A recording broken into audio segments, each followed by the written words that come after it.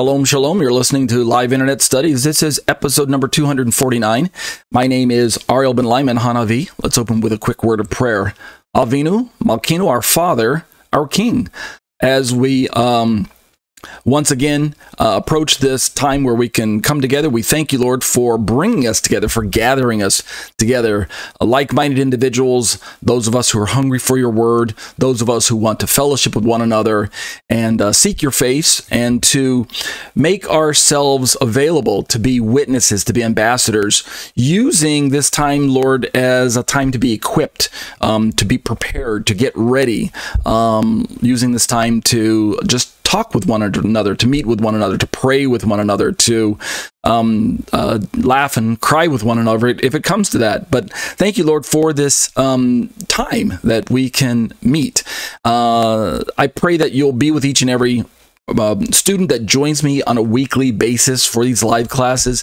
No matter how large or small the group, I'm privileged to be able to congregate with them, even if it's not in person.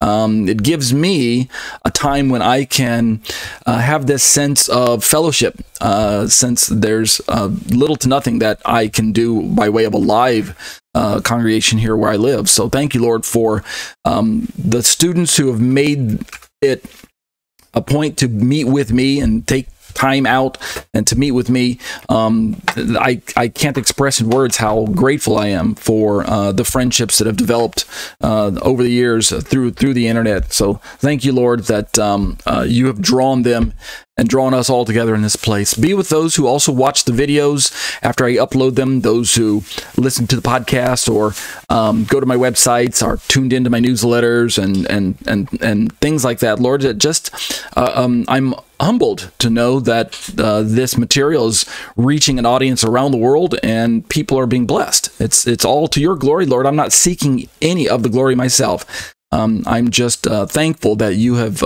included me in this this great commission, that we like to call it, of spreading the good news, sharing your name, sharing your kingdom, honoring your Torah, and living lives that are pleasing to you. Continue to raise us up and give us an opportunity to witness. And we'll be careful to give you the praise and glory.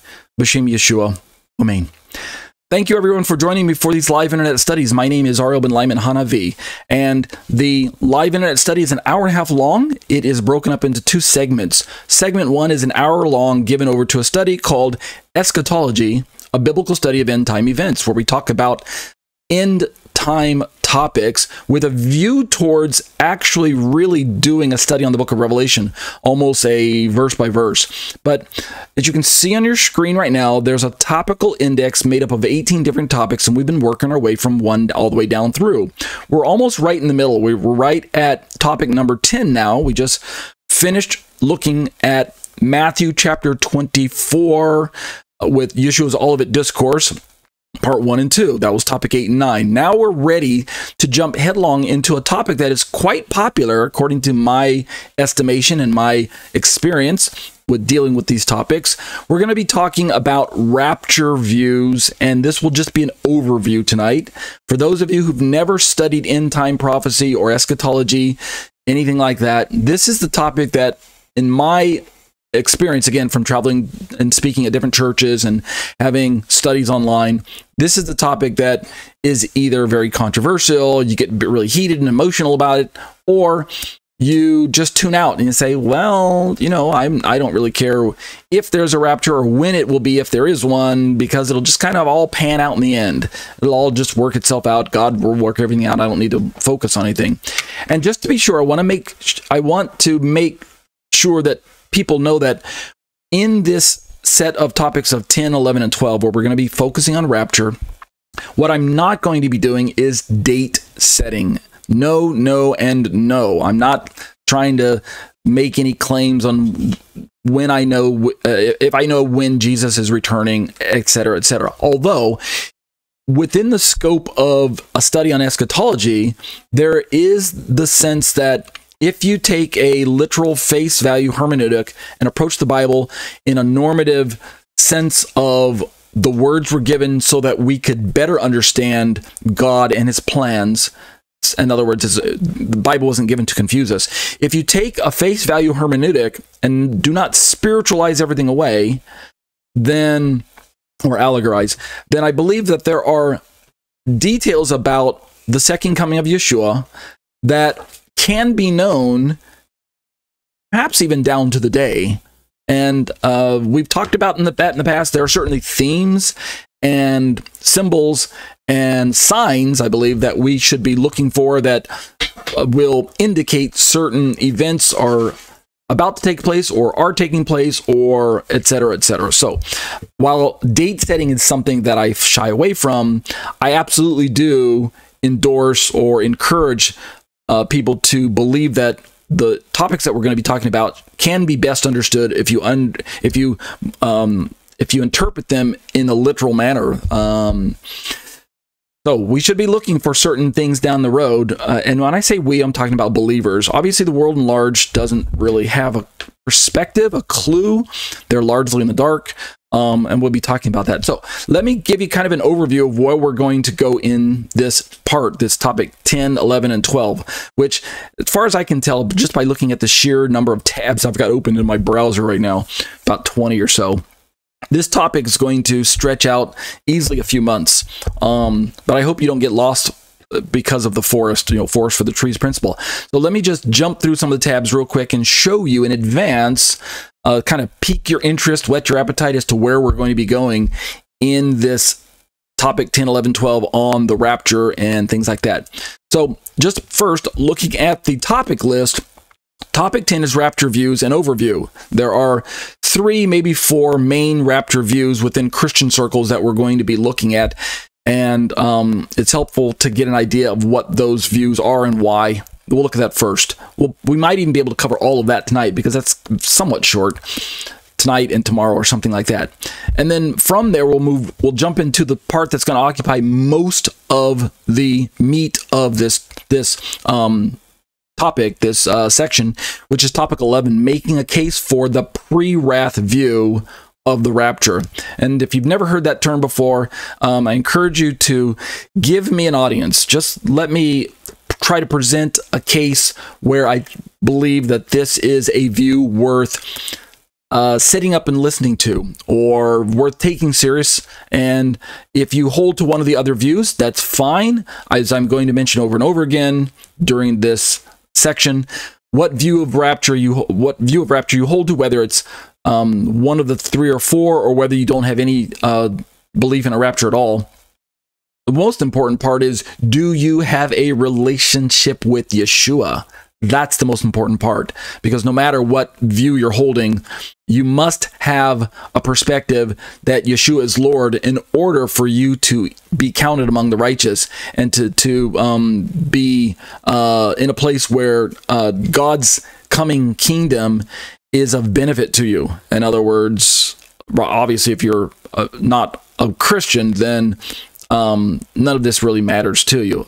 Allow the gospel to penetrate your hardened heart first. That's the priority. So we'll make a case for a pre-wrath view. I say we. I'm going to push hard for that. It's only because this is the view that I believe is not only the more accurate scriptural view, but I also believe that it is a view that in the end will prepare us as Christians, as a church, as a body of believers, both Jew and Gentile. It will prepare us to understand where we might be able to play a part in God's end time scenarios as everything's coming down. Remember, there's a lot of players in this end time game. There's not just Christians in the church. There's Israel, both saved and unsaved. There's the world at large. There's the evil coming new world order. There's going to be a lot of moving parts, and as far as I can understand, it's going to affect everyone on planet Earth in one way or another. So to the degree that you are either prepared or caught off guard, then you might want to start paying attention to some of the details about this end time drama that's about to unfold. So topic 11 is going to take a lot of time because I don't want to lose anyone. I want to put as much detail in there so that I can answer questions and present a case efficiently, completely. And then lastly, we'll round out the whole kind of rapture topic with topic 12. Rapture reviews, a final analysis, kind of put a bow on it, see where we've got, where we come, draw some conclusions. I'll even do some parts where I will purposely look at the weaknesses of the view that I hold to, known as a pre-wrath view. And so, in all fairness, to let people come to their own decisions. So let's look at some, just like I'm going to flash through some of the the tabs that I've got open, just show you where I'm going to be going. As we should always be doing, there are major parts of the Bible that should be driving your theology and your understanding of any given topic. Don't just follow any given pastor or internet teacher or read any book and go, wow, I liked what I read, I liked what I heard, and therefore I'm going to follow that perspective because it tickled my emotional ears.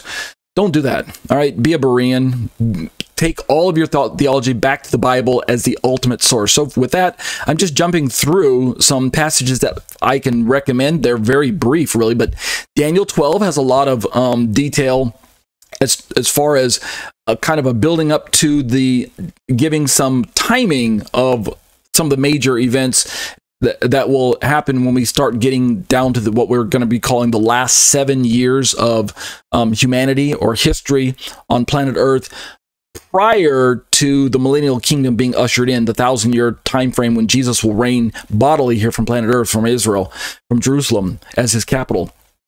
So Daniel 12 is a good place in the Old Testament to get a lot of information. Of course, you started your reading, I hope, in Daniel chapter 2, where the vision was given, the dream was given to the king, and you worked your way from 2 all the way up to 12. So 12 is like the culmination, but 12 has a lot of detail about some of the timing. If you look for the themes and look at the language used, it'll line up. There are a lot of parallels between Daniel and other parts that we're going to see here in a moment. And we're not going to read through all Daniel 12 and stuff like that. In fact, I'm only showing you these just because I want you to have this in your mind when we're studying all of these details. Matthew 24, we already looked at that. It is a major portion of the Bible where you would and could be camped out if you were doing a major study the likes of the one I'm doing. Matthew 24 is the Olivet Discourse version in Matthew, and we already looked at that in previous studies, so go back and watch previous videos. Along with Matthew, we have Mark's rendering, Mark 13, which is also the Olivet Discourse, but given from Mark's perspective, a lot shorter, leaves out some of the details that Matthew captures. We also have Luke 17, which pulls in language about the end time scenario that we're going to be looking at, the last 7 years of for wicked humanity to make a desperate attempt to either establish their champion player, which is the Antichrist, and throw off the rule of God and his Messiah, or to be literally brought to their knees in judgment by God just before God brings in his true champion, which of course is Yeshua, the Messiah, and ushers in and establishes his 1,000-year kingdom here on earth. So Luke 17 is a parallel passage to Matthew and Mark. We also have Luke 21, which is this kind of the part 2 of the Olivet Discourse from Luke's rendering, why those two chapters were split up when Bible translators put the Bibles together. I don't know why. It would have been easier just to put the Luke 17 information and 21 information back together, but oh well. Another major passage that I would highly recommend you study is the entirety of 1 Corinthians chapter 15. This is Paul's teaching on the resurrection, and this includes language which, let me just double check. Yeah, this is the part in Paul's letters. You can see I search for the word mystery in this chapter. This is where Paul lets us know that this idea of rapture is tied to resurrection, which was already given way back in Daniel. In fact, Daniel 12 talks about resurrection. Other passages in the Bible talk about resurrection. But the thing that makes it important for our studies is that from Paul's perspective, resurrection is something that even ancient Israel was told about, and yet as the church, which was a mystery to ancient Israel, to national Israel, the Gentile church was a mystery to Israel, so is the rapture part where, and I'm going to be very careful in the way I'm describing this, where believers in Yeshua are caught up bodily, live, to meet the resurrected saints in the air. So the resurrection is the resurrection of the dead. But what about people who are alive when Yeshua returns, when the second coming takes place? What happens to them? Well, Paul gives the answer here in 1 Corinthians. So read the entire chapter. It is the classic resurrection/rapture passage, along with the one I'm going to show you now, 1 Thessalonians chapter 4. Yeah, this is a biggie. 1 Thessalonians chapter 4, read the whole passage, the whole chapter. It's almost like his follow-up letter to the Corinthians passage, where it's a heavy resurrection passage and rapture passage, but now he also starts giving some more details concerning Antichrist's rule, and the tribulation that's going to happen, the deception that's going to come on planet Earth, etc. A lot of good and valuable information that Christians can learn, and Jews, if they would just read the New Testament, but unfortunately a lot of them aren't. But in fact, almost none of them are, unless they're doing it in secret, not telling the rabbis. So 1 Thessalonians chapter 4, which goes right into 1 Thessalonians chapter 5. So both chapters, 4 and 5 of 1 Thessalonians, are going to start giving details about this time period that's called resurrection / mystery rapture, and what Christians have become to commonly call the Great Tribulation. So both of those chapters are very important. And then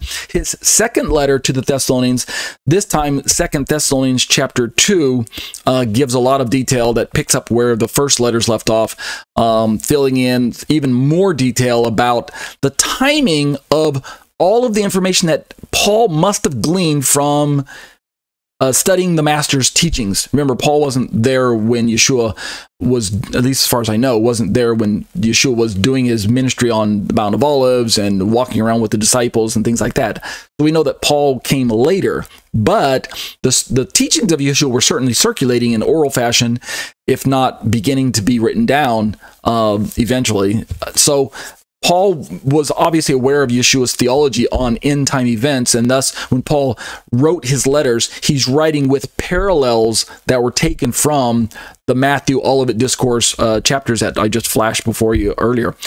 Along with that, we obviously can't leave out the book of Revelation. It's a heavy player, and what's unique about the book of Revelation is, as far as I can tell, and most other Christian students of the Bible, Revelation came way after Paul. And so Revelation is obviously details that are given to the Christian church, the body of Messiah, well after not only Paul's letters had circulated, long after but years after the temple had already been destroyed, Jerusalem had been attacked and surrounded by armies and things like that. Suddenly Revelation comes in the 90s, where John's exiled on the island of Patmos, and John gives all these details that really are a fitting conclusion to God's view of drawing all of his plans to a close, bringing history to a climax of judgment on wicked humanity and blessing and reward for those who have found themselves to be righteous in God's sight because they placed their faith in Messiah, or they have at least been brought to a place where they have placed their faith in God and they're being introduced to this idea of Jesus when he comes back. So either way you look at it, the book of Revelation is absolutely critical to an end time view. Of course, it doesn't help that it's so difficult to understand, right? I won't lie. There's a lot of challenges in the book of Revelation, but when the time comes, we'll do our best to work our way through it. And then the last part that I'm focusing is, I said Revelation, but for timing purpose and details, I'm specifically recommending Revelation chapter 6, which begins what we call the opening of this large scroll in the hands of God. And Yeshua is the one who's opening these seals on the outside of the scroll. So that starts in Revelation chapter 6. And then as far as the details of rapture, if I want to use that word, and in the sense that most Christians understand it. Revelation 7 contains language that would indicate that rapture is probably something that's being discussed there. So those are the Bible passages. Now, let me jump through real quick. I'm going to flash these by and not spend a lot of time on them. Some graphics that I'll be using, they are all primarily the same type of graphic, which is a snapshot or picture of the 7-year time on planet Earth that is called either by the 7-year tribulation, Daniel's 70th week, the 7th week of Daniel, the 7-year tribulation, the final, the Daniel's 7, or the last 490th 7, or whatever you want to call it. So the first one is a picture that just shows the 4 primary views of rapture that I'm going to be discussing.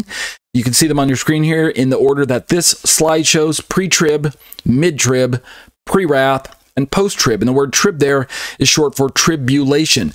The bottom of the chart shows a 7-year slice known as the tribulation according to most Christians' perspective. And therefore, when we're asking when is the rapture itself, this time that's described as this catching away where Christians are snatched up, yanked up, shot up into the air. If you want to think of it kind of like an alien abduction, if it's cool for you in your mind, then go ahead. I don't mind. Getting sucked up from planet Earth up into the air to be with Jesus and then eventually go on to heaven. Or if you think we're going to go up real quick and then do a U-turn and come right back down, we'll talk about that in time as well. But here's the 4 views that are primarily the ones that most Christians are going to encounter when they're having this type of discussion. Here's another chart that shows the exact same thing, but the only difference, and this is the way they're laid out, is the one I'm going to be working from mostly.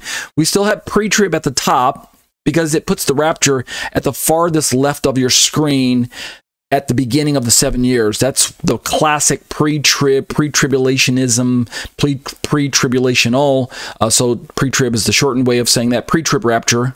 In other words, the rapture takes place pre or prior to any tribulation. But moving down the list, we've got mid-trib, and then below that, we've got post-trib.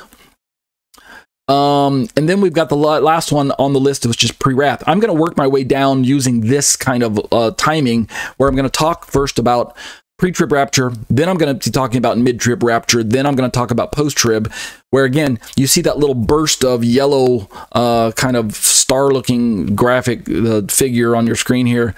That's called the rapture. It takes place either at the beginning of the 7 years, in the middle of the 7 years, at the end of the 7 years, or this one at the very bottom called pre-wrath, where it's not quite in the middle and it's not quite at the end. It's somewhere in the middle of the second half of the 7 years. So it's after the midpoint, but prior to the final 7, prior to the end there. And then, of course, noticeable is the big yellow slice on the far right of your slide that says kingdom. What is that? That's the 1,000-year kingdom that Yeshua is ushering in, which I believe is literal. But when we're talking about pre-trib, mid-trib, post-trib, pre-wrath, all of the views that we're going to be looking at have this us understanding that there will be a kingdom that's being ushered in, and that it is necessary for God to allow this 7-year time period to culminate with the ushering in of the kingdom.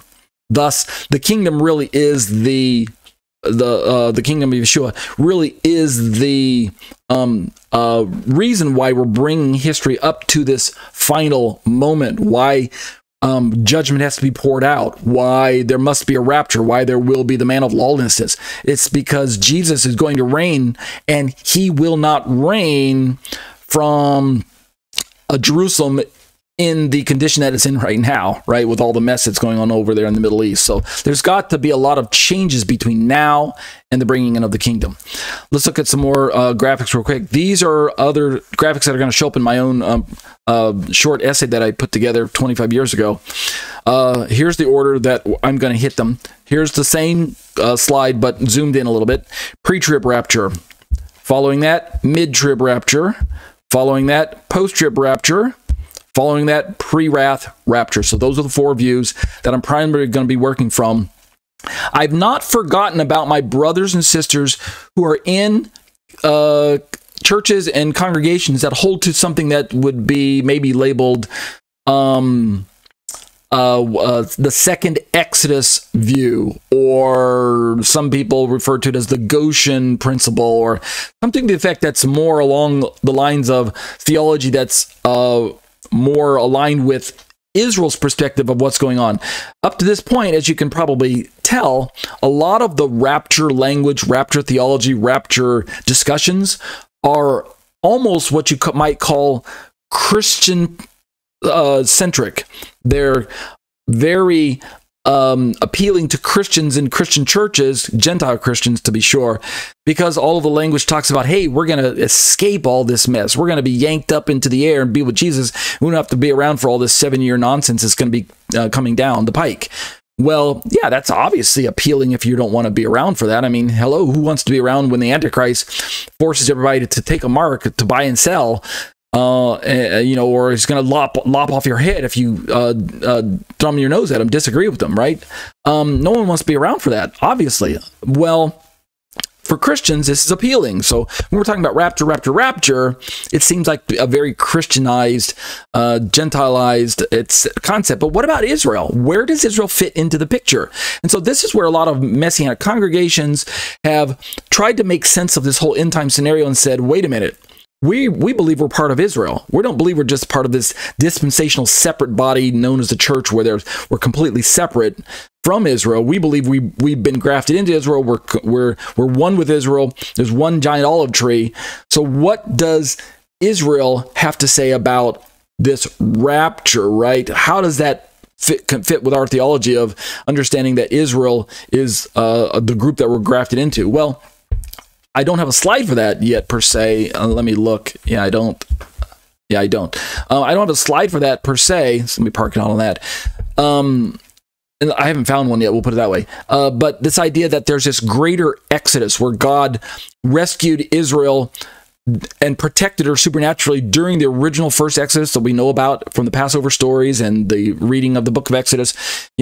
Israel didn't get snatched away from the 10 plagues that were poured out. Instead, if you know the story, and if you don't know it, then I'm spoiling it for you, so spoiler alert, Israel was hunkered down. They were right where they were all along. Instead, what God did is he supernaturally protected them from the brunt of the plagues that were hitting Egypt. He made a bubble. He protected them in the midst of the judgment that was falling on Egypt. So instead of yanking them out of the way and then pouring out judgment like the rapture scenarios kind of talk about, he actually just protected them right where they're at. So we call that the Goshen principle, the land of Goshen, in that place where the plagues were being poured out, but God protected his people. And then it wasn't until after the plagues were all done, when Egypt was ruined, that they finally made their exodus out of ruined Egypt through the Red Sea and then finally into the Promised Land, etc., etc. So if there's going to be a greater one of these at the end of time for Israel, well then it's not necessary to have this rapture. I'm using air quotes with my fingers for people who can't see. It's not necessary to have this rapture, so to say, that would allow for people to be yanked up into the air and then drop back down on planet Earth and whatever. So instead, maybe God can simply do what he did before. He can supernaturally protect his people in the midst of all of this judgment that's going to be being poured out. Supernaturally, I mean, God can do that. Obviously, he's done it before, so there's precedent for it. So maybe that's the best way to understand the end time scenario. We'll get to that in time. So I'm going to be talking about that when the time comes. Is there really going to be a greater exodus? Is that the way we should better understand the New Testament passages about Jesus' return? Is there just one coming where he's just going to show up, grab the Christians, group us together with the Jews, and then establish his kingdom, pour out judgment? It'll be really, really quick, and then the kingdom comes. We'll talk about that. Last slide real quick, and then I'll jump into the study, is the part where we're going to be discussing, we've done this in the past, but now we're going to turn headlong into it more focusedly, more intensely, is when we're dealing with this idea of a rapture concept where there is this escape from danger, this rescue from persecution that's going to be poured out on planet Earth. Is there, are there two sort of phases or bookends? I'm avoiding the phrase 2 second comings, but one second coming that broken up into two phases. First phase being the rapture, second phase being second coming. How do we make sense of the language that we read and make it so that it's not contradicting one another, so that there's no conflict, so that God is not purposely confusing us with these two things? In other words, we have these two kind of polar concepts of, on one hand, on the left side, on the yellow slice of that you can see on your screen now where it says rapture, we've got a lot of going up language, meeting in the air language, rescue language, resurrection language, etc., etc. In other words, the people are going up, the saints are going up. But then on the right side, with all the second coming language in the blue heading there, we've got a lot of opposite direction movement. Jesus coming down, his feet touching planet Earth, a lot of horse riding going on. The saints are with them. We have glorified bodies already. And then there's this big, massive, like video game level battle known as Armageddon. I don't mean to make light of the Battle of Armageddon by referencing video game level, but my point being is that the Bible certainly describes this judgment time period known as the Day of the Lord and the wrath of God, etc., which culminates in the Battle of Armageddon between the two main players, which is Jesus and Antichrist. And of course, we already know who wins, right? It's not even a contest, but is that really a separate event from the rapture, or is it really just kind of one event? We quickly go up, we quickly come back down. We'll talk about that in time. All right, so you guys ready? I just realized I didn't start the timer, but I've been looking at the clock, so I think I'm right at about 30 minutes into the study right now. So let's jump into the part of the study which is actually going to go by fairly quickly, and it's this first section of topic 9. Jump over to the far slide and you'll see what I'm talking about. Topic 10, I'm sorry, I keep saying 9. Topic 10, rapture views and overview. So let's jump into what's called the overview. And we'll read this tonight, and then we'll begin to work down through this. And then as we work our way down through the overview, I'll turn right back around and start going a little bit slower after I do the overview. I'll go a little bit slower and pick on one of the main rapture views as it is discussed in common Christian circles, and that is the pre-trib rapture. And then what I'll do is I'll begin to create an awareness and understanding of the pre-trib view, so that when I turn into the view that I'm going to describe as pre-wrath, you'll have an idea of the contrast and comparison that I'm going to be drawing. So let me jump through some more tabs just to show you the topics that I'm going to be hitting. After I do this rapture views overview that I put together 25 years ago, very short paper, then I'm going to use some resources from a trusted Christian web source that I've been fond of using down through the years, gotquestions.org. He's going to just ask the question, when is the rapture going to occur in relationship to the tribulation? It's a classic pre-trib answer, so I'm fine using this particular resource for that.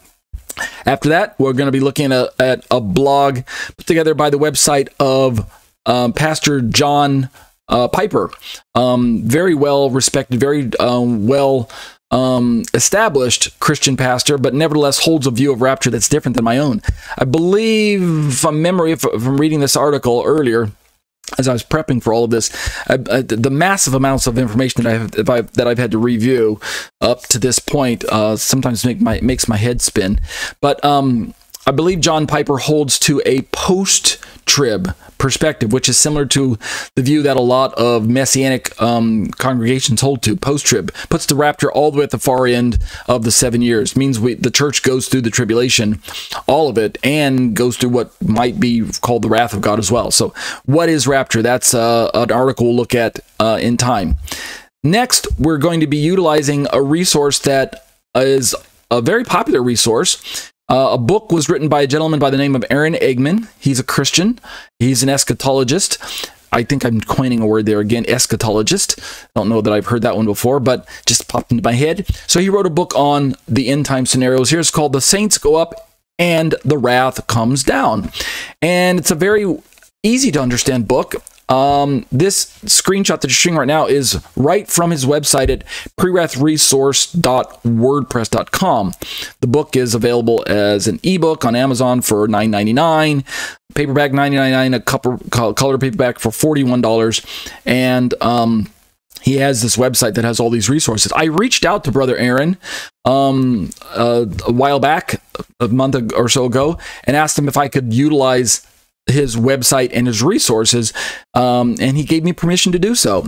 So very generous offer. Thank you, Brother Aaron. If you do get a chance to get around to watching these YouTube videos, I will be promoting your book on my channel and during this time. He holds to a pre-wrath view, and so in time we'll get to his perspective when it comes to looking at pre-wrath. Very good resource, right along, right up there, along with the resource that I'm normally used to using, which is the Sign book by Robert Ben Campen, or any of Zion's Hope's resources. I think I'm solidly grounded resources, but Brother Brother Aaron's resources are very easy to understand. So for that reason, we're going to utilize some of his blogs. One of them will be on the pre-tribulation rapture beliefs. Again, I'm going to establish the pre-trib perspective first, because that's the one that's mostly championed by Christian churches and pastors in the world today. It's the most popular view. It's the one that most theologians are going to be centered on. If you go to any seminary, Bible seminary, Christian seminary, pre-trib is probably the one you're going to be taught. But after that, we'll keep moving through different resources. Here's one written by a gentleman who wrote a book on the 4 views, co-authored it with other authors, but wrote a book on all 4 views, and then shares what he believes is the right view after doing extensive study on all 4 of them. And the blog or the article I'm using is entitled, "What is the Rapture and When Will It Happen?" We'll look at that in time. There's another resource here from soloscriptura.org where it talks about the rapture of the church, and it doesn't label the view. It doesn't call it pre, mid, pre-wrath or post or anything like that. It just says rapture, and what it does is it presents a view that in the end really looks like pre-wrath to me, but it's simply saying, let's just say what is the timing according to what the Bible says. So someone who likes to say, I don't like labels, I don't like pre-wrath, post-trib, mid-trib, I don't like all those labels, I just want to know what's the Bible say. I don't want some man's view. Well, this is going to be an article here that we're going to read through that will kind of describe this event from the perspective of just what does the Bible say. If we were to say, what is the biblical view? This is the biblical view, or one description of it from this particular resource that we're going to be looking at eventually.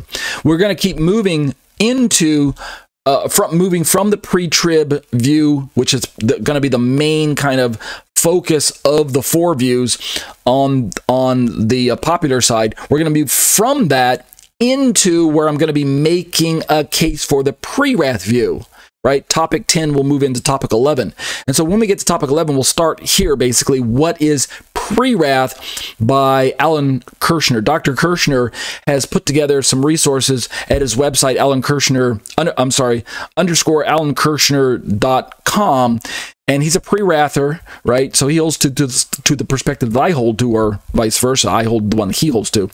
So he is going to start showing how all of the 4 views have strengths and weaknesses, and we're going to move through that in time. Then we're going to come back around to Brother Aaron Eggman's resources, distinguishing between the Great Tribulation and the Day of the Lord. Because really, when we're talking about rapture and we're talking about resurrection, we're also talking about this topic known as the Day of the Lord, which is an entirely Old Testament / Tanakh topic.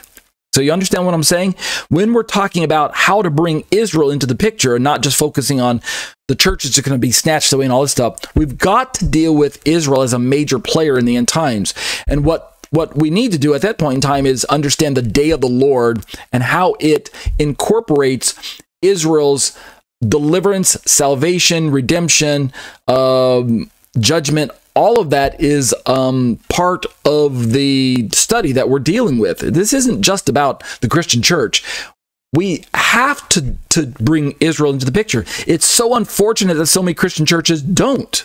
They're only focused on what's going to happen to me as a Christian. You know, I don't really care about Israel. Just what's going to happen to me. Am I going to be, you know, is this big whisk, zap up into the air? You know, that type of thing. Well, that's what I'm telling you is not a very good way to read your Bible. the Bible is Israel-centric. It's Israel-centric, period. And so this website, which I really appreciate Brother Eggman giving me permission to utilize, he is absolutely Israel-focused. And so he has a view on how do we understand as Christians what our part is going to be to play right alongside Israel. Yes, there are a lot of details that are given to the church that are in the New Testament parts of our Bible, but we've got to have this understanding that's foundationally rooted on our relationship with Israel. And so we're going to start turning into his resources with this particular topic. We'll also use this one from his website. The very same day Jesus comes and raptures Christians is the very same day God's wrath begins. Very important topic to consider. And then we'll use more of his resources, the coming of Jesus and the rapture. So these are all from Brother Eggman's website.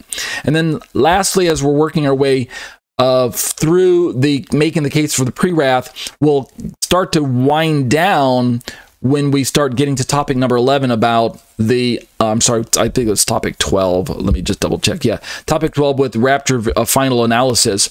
We'll begin looking at some strengths and weaknesses of the pre-wrath rapture as viewed through the lens of the pre-tribbers. We'll go back to gotquestions.org, like I mentioned earlier, and start utilizing some of their resources, right? What are the strengths and weaknesses of the pre-wrath view of the rapture?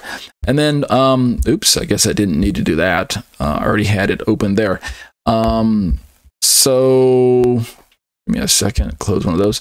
And then finally, we'll do this last kind of really a summary of all the four views with a view towards the pre-wrath, but given from the perspective of really showing you the strengths and weaknesses of each view in a final form, in a summary fashion, and letting the reader come to their own conclusion, but still written from a pre-wrath perspective. It's from a resource known as, in other words, this is from _prewrathrapture.com, and you can see right away that when you start looking at this particular article, labeled the pre-wrath rapture, that it says that this rapture position is a synthesis of pre, mid, and post-tribulationism together with a refinement of the timing issue that brings harmony to all of the rapture passages in question. So even though it is a pre-wrath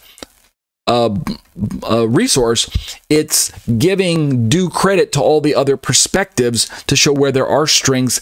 In other words, it's not necessary to throw out the other views completely, rather glean from the strengths of the other views and then bring everything together and perhaps maybe say, wow, there's a way that we can kind of harmonize everything. And that's what this last one will do. And that'll occupy our kind of topic 12 when the time comes. Okay, you guys ready? Let's jump right into some of my, the article that I wrote, the little essay that I put together called Eschatology, a Biblical Study of End-Time Events, Rapture Views, and Overview. All right, so let's jump into this part. The first part is a section called Pre-Tribulationism. These are my own brief notes. This view was first known as, quote, unquote, the secret rapture, or, quote, any moment rapture, end quote.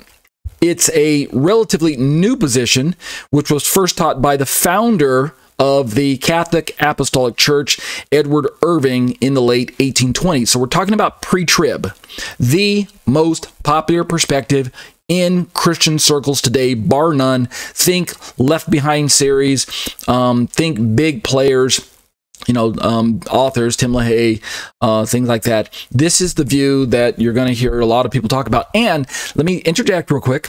This is also the view that has absolutely turned off so many Christian readers to the idea of a rapture, to the point that many people do not even believe in a rapture and have attacked the rapture wholesale. So when you meet ex-rapture believers, Christians who don't believe in the rapture anymore, I encounter a lot of them, not in my physical travels, because I don't visit churches out here in Korea. But when I was in America, I encountered these types of people in churches, and I run into a lot of blogs online, internet articles, YouTube videos, resources that anyone can access. They're rapture believers. They don't believe in the rapture at all anymore, or they've jumped ship from the pre-trib and just gone all the way, swung all the way over to either post-trib or pre-wrath or something like that. And what they end up doing is some of them end up tossing rapture out altogether. They throw out the baby with the bathwater, in my opinion. I don't believe it's necessary to do that. I do believe there is a rapture. I do hold to rapture as an event. It's the resurrection, and it's the beginning of the wrath of God being poured out. So that's what I'm calling rapture. But I believe it's necessary to at least realize that it's because of the glaring weaknesses and errors of the pre-trib position. As popular as it is, it still has a lot of glaring errors that cause a lot of people who can actually read their Bible and figure things out for themselves to go, well, if this perspective known as pre-trib is so weak, so full, shot full of holes, maybe that means the rapture itself is a concept that's just completely man-made. It's recent. It's a Johnny-come-lately. It's not something that Paul would have ever taught. It's not something that I should be believing in. So I'm just going to throw rapture out altogether. And so you'll find tons of videos where rapture is a hoax. Rapture is man-made. Rapture is not biblical. You know, Google search that phrase, rapture is not biblical. Do it in the YouTube channel side and see what you find. So I said that because of this idea of secret rapture is not biblical, and any moment rapture will be known as imminency, where the rapture could happen at any moment. That is also not biblical. At least up to a point, imminency is not biblical. At some point, it will be imminent, but for now, it's not. So let's keep reading.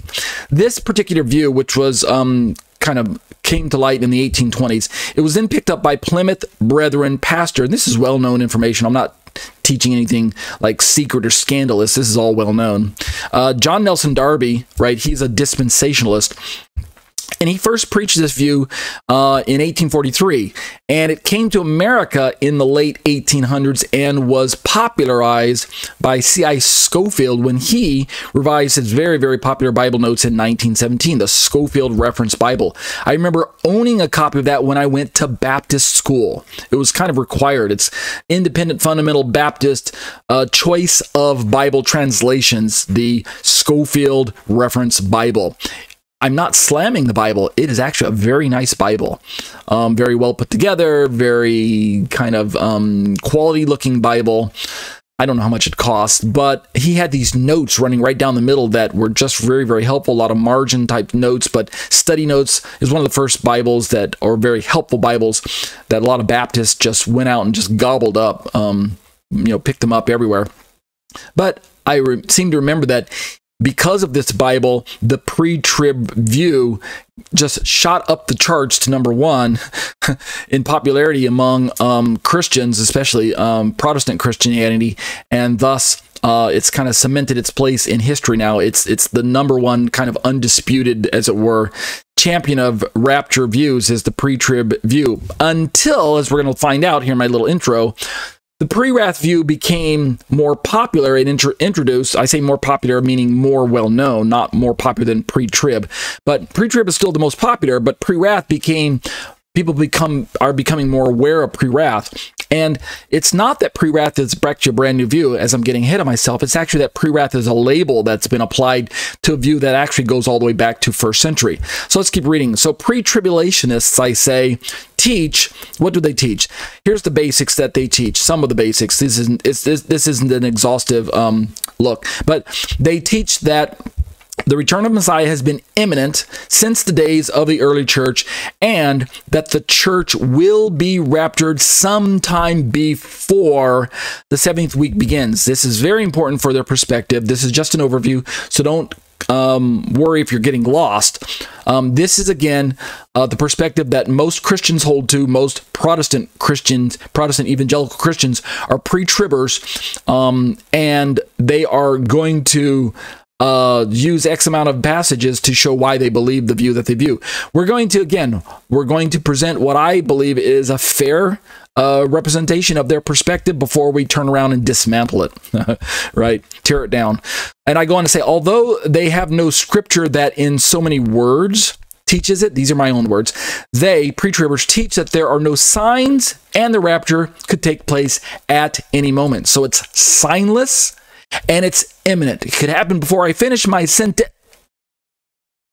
Yeah, sorry. Couldn't finish my sentence because I got raptured. Okay, I'm just being funny. But that's kind of their perspective. The 70th week of Daniel, from their perspective, is therefore considered, I say, to be what's called a 7-year period of God's judgmental tribulation, quote unquote.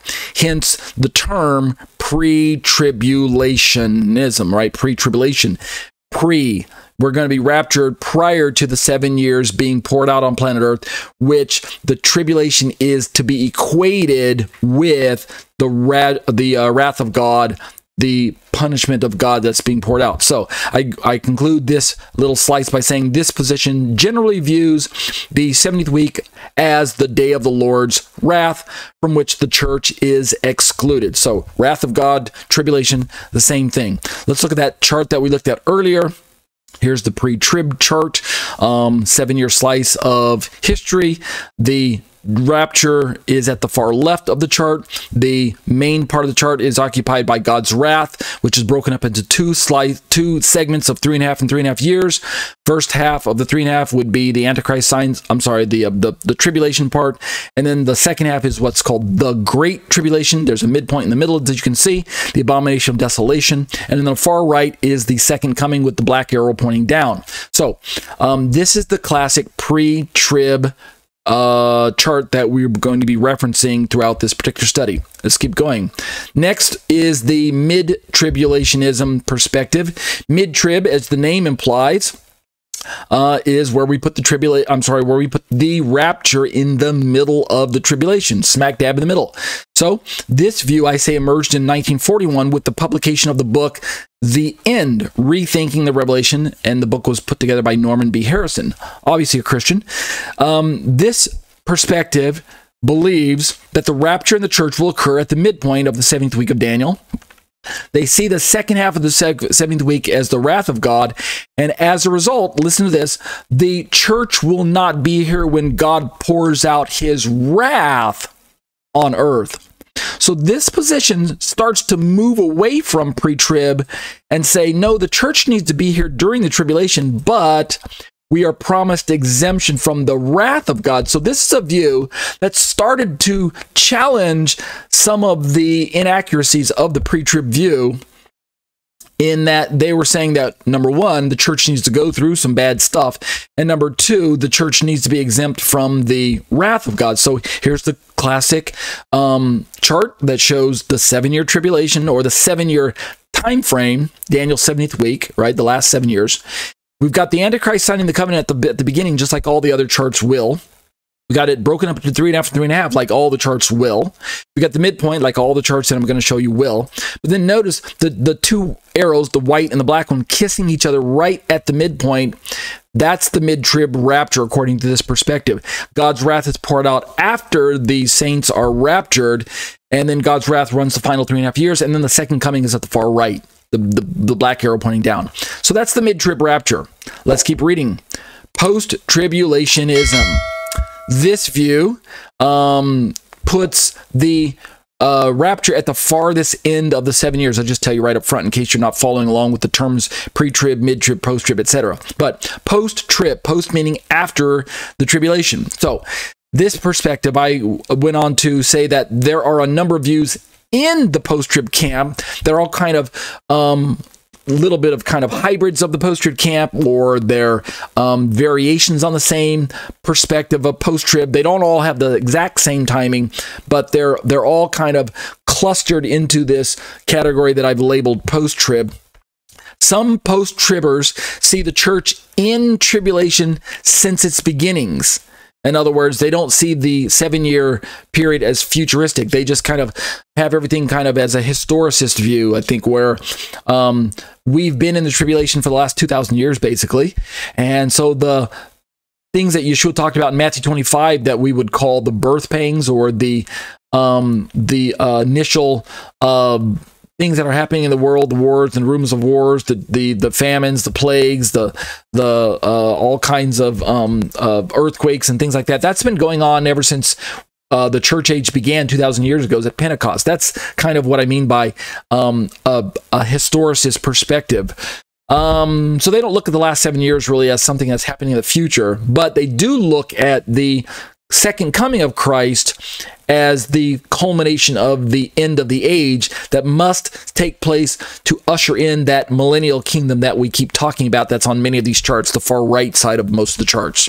Let's keep reading. The most prevalent view today of the post-tribulations is that the 7-year period is yet in the future, right? It is a real 7-year period. And so in other words, it's not just strung out along lines of 2,000 years. Rather, there really is a 7-year, a 7th week of Daniel in the most prevalent post-trib perspective.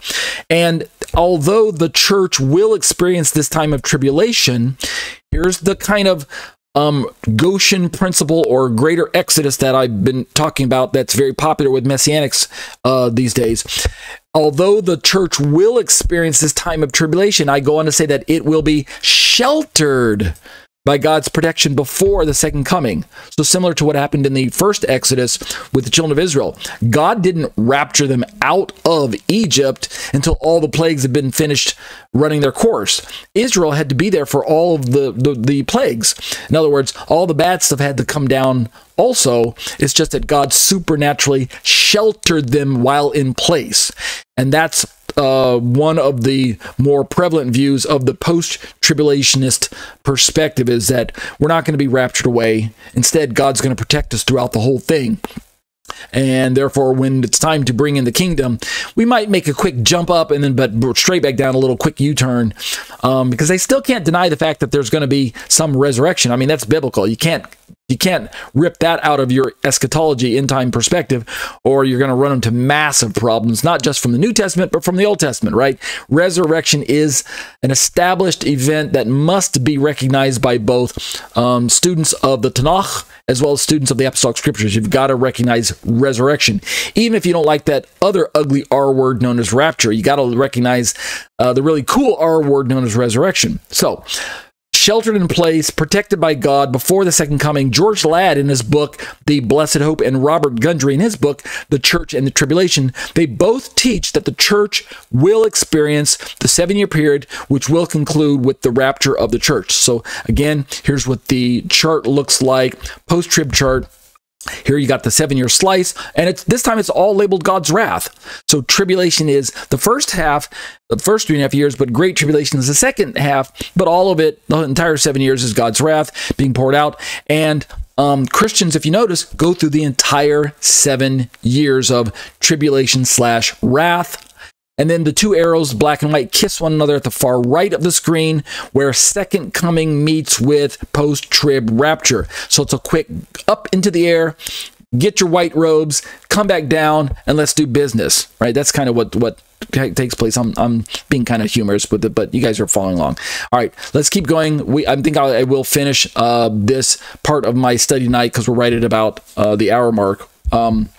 So this last view is the view that I'm going to champion, the one that I'm going to hold to, that I think has the most biblical traction when you harmonize all of the views and all of the major events that are in the end-time scenarios, and you take it from a literal face value hermeneutic that allows for a sequence of events to be portrayed and foretold in the Bible, understood from their normative sense of the way sequence words and chronology is given in biblical prophecy. We end up with the view known as the pre-wrath view. And the spelling of the word, of the name of the position, sometimes you'll see it as a capital P, lowercase r-e, dash, lowercase w-r-a-t-h, like you see on your screen now. Sometimes it shows up as capital P, and then all the letters are put together without a dash, just pre, and then the word P, and then the capital P, and then the rest of the letters lower with no dash. Sometimes the W is capitalized. Sometimes it's two words, pre and then space, capital W. But I'm not consistent in my own. I tried to be consistent, but since I started this study 25 years ago and I'm picking up now, I think I might have changed along the way. So if you see the spelling change a few times, I apologize. And different authors are going to represent it different ways. So the pre-wrath position, I go on to say, teaches that the true church will be raptured when the Great Tribulation by Antichrist, inspired by Satan himself, is cut short by God's day of the Lord wrath, which will occur when? Between the 6th and 7th seals of Revelation, sometime during when? The second half of the 70th week. So again, we're not date setting. We still honor the idea that Jesus said in Matthew, no man knows the day or the hour. We don't know exactly when the rapture is going to happen, but we have this idea of when the season of the rapture should happen based on Yeshua's portrayal of the signs and of the birth pangs and of the sequence of events that he says, then this will happen, then this will happen, and then we see this happen, then after this happens, and that perfectly parallels excuse me, parallels not only Paul's letters in the Corinthians and the Thessalonians that we looked at earlier, but it finally culminates in John's letter to John's book called the Revelation that was given to him by Yeshua when he was on exile on Patmos.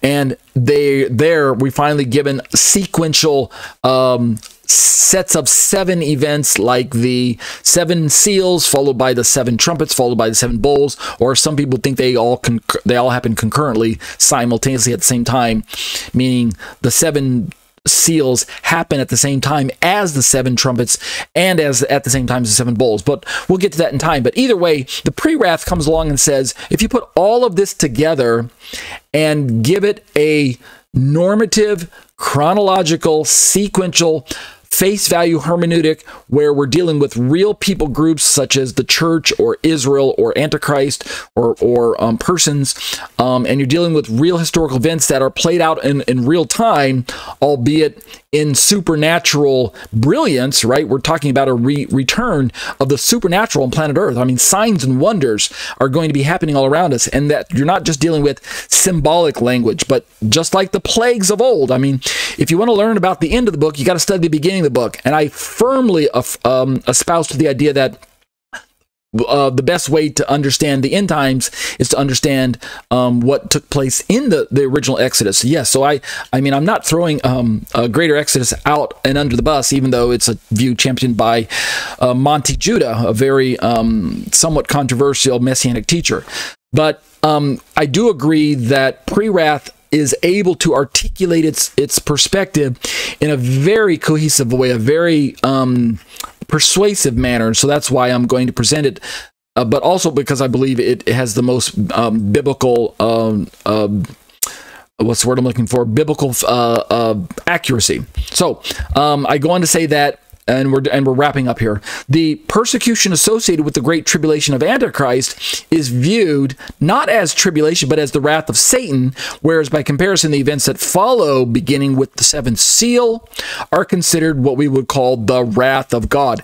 And this is going to be a foundational aspect which not only separates this view from many of the other views, but also is one of the strongest points to understanding this perspective. It is a pillar in this particular perspective that the tribulation is not the wrath of God. There's a distinguishing aspect between them. So when we look at the chart that we saw earlier, we've got this pre-wrath rapture, and we've got the 7-year slice of history known as Daniel's 70th week. And I'm not going to call it the 7-year tribulation, because I think that's a non-biblical viewpoint, a non-biblical terminology, a label. Instead, we're going to call it Daniel's 70th week. But within the 7 years, we can break it down between the first 3.5, like we've done with all the other charts, and we're going to label it the beginning of sorrows as the first 3.5. Remember, Antichrist signs the covenant at the beginning of every one of these 7-year charts. So that's something that's unmovable, and that's something that's not disputed. But we also have the abomination of desolation taking place at the midpoint, which is also not in dispute by most, if not all, end-time teachers and students that are in this particular discussion.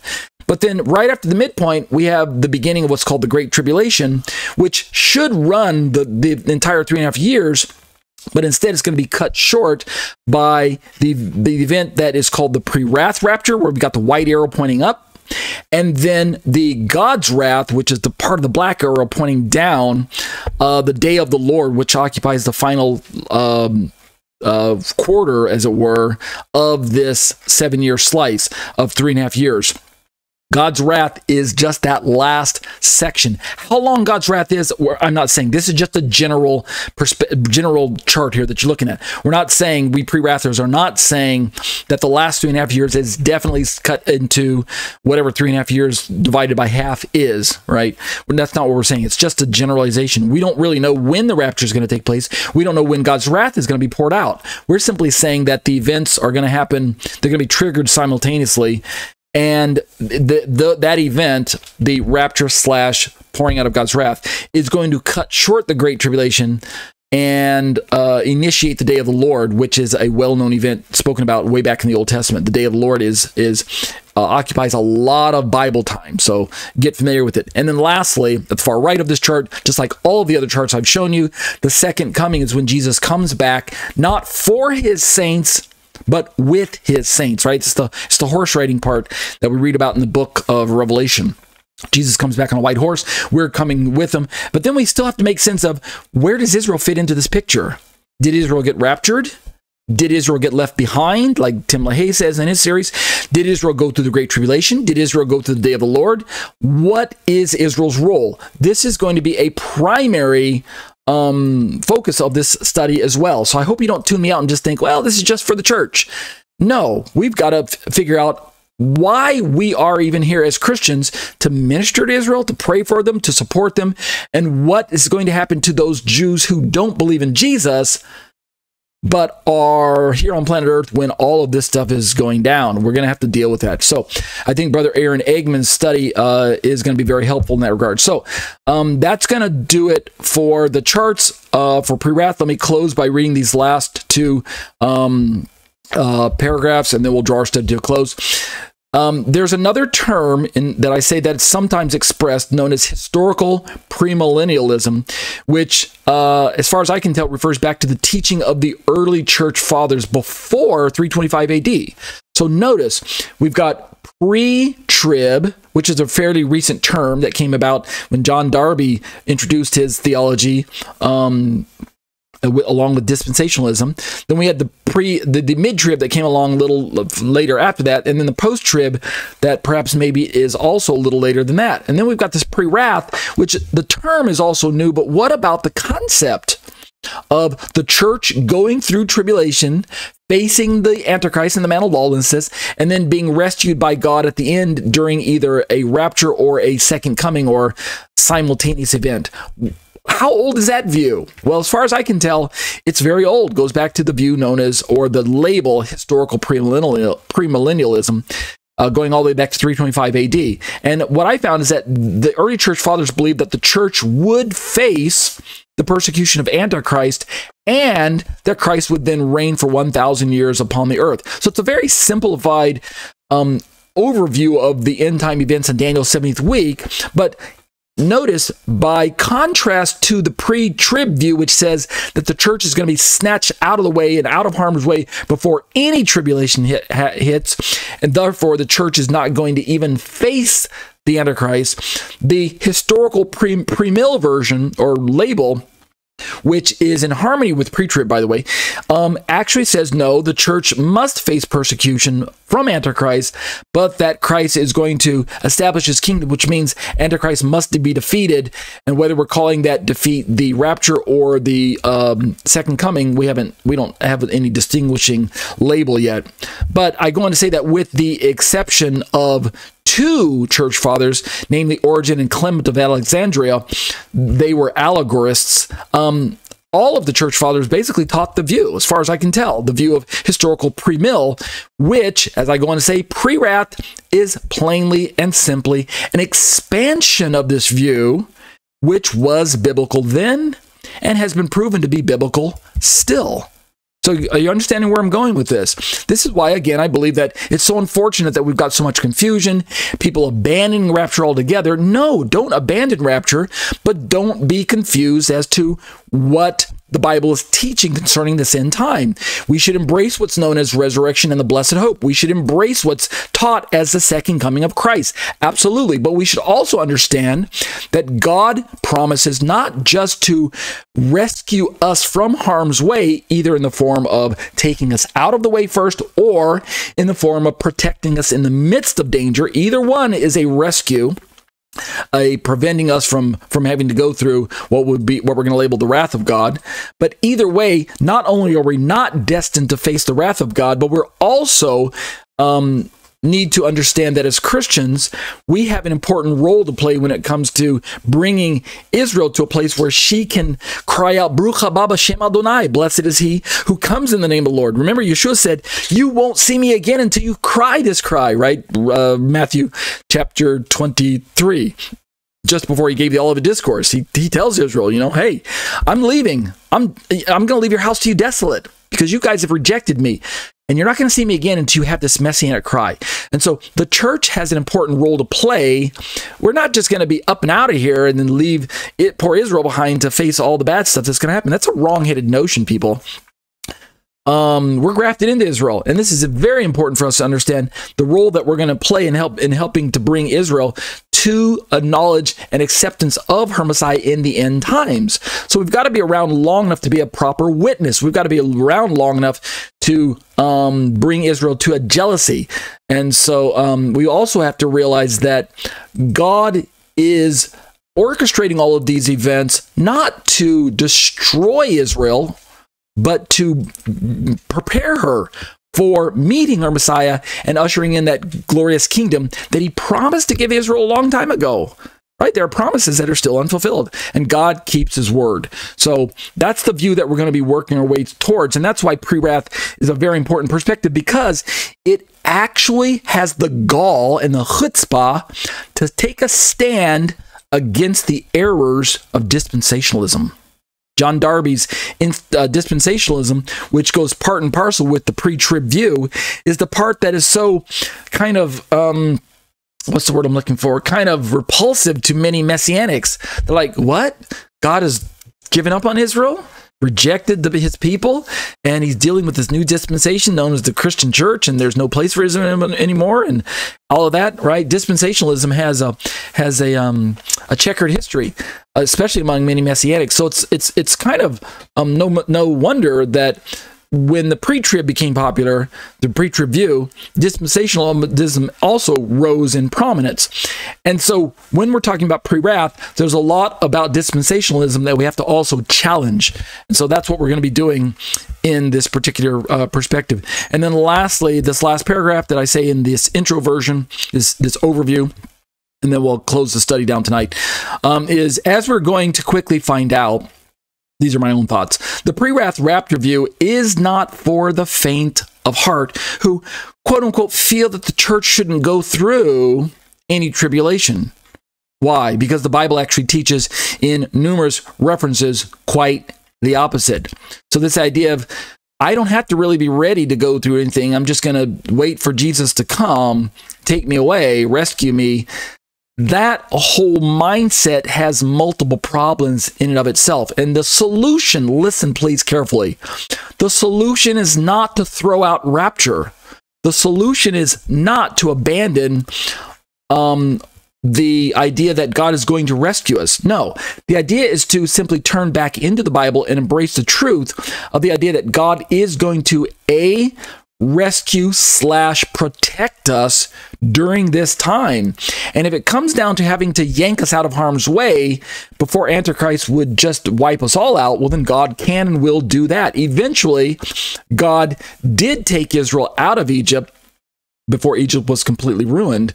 The Pharaoh got to the point where he was just crazy. And no matter the plagues, even after he let Israel go, he pursued them. And so God had to supernaturally protect Israel from the Pharaoh at some point in time by, as we know, we've read the story, or we've watched the animations, right? Prince of Egypt, or one of those other shows, right, of God, Exodus of Gods and Men, or something like that.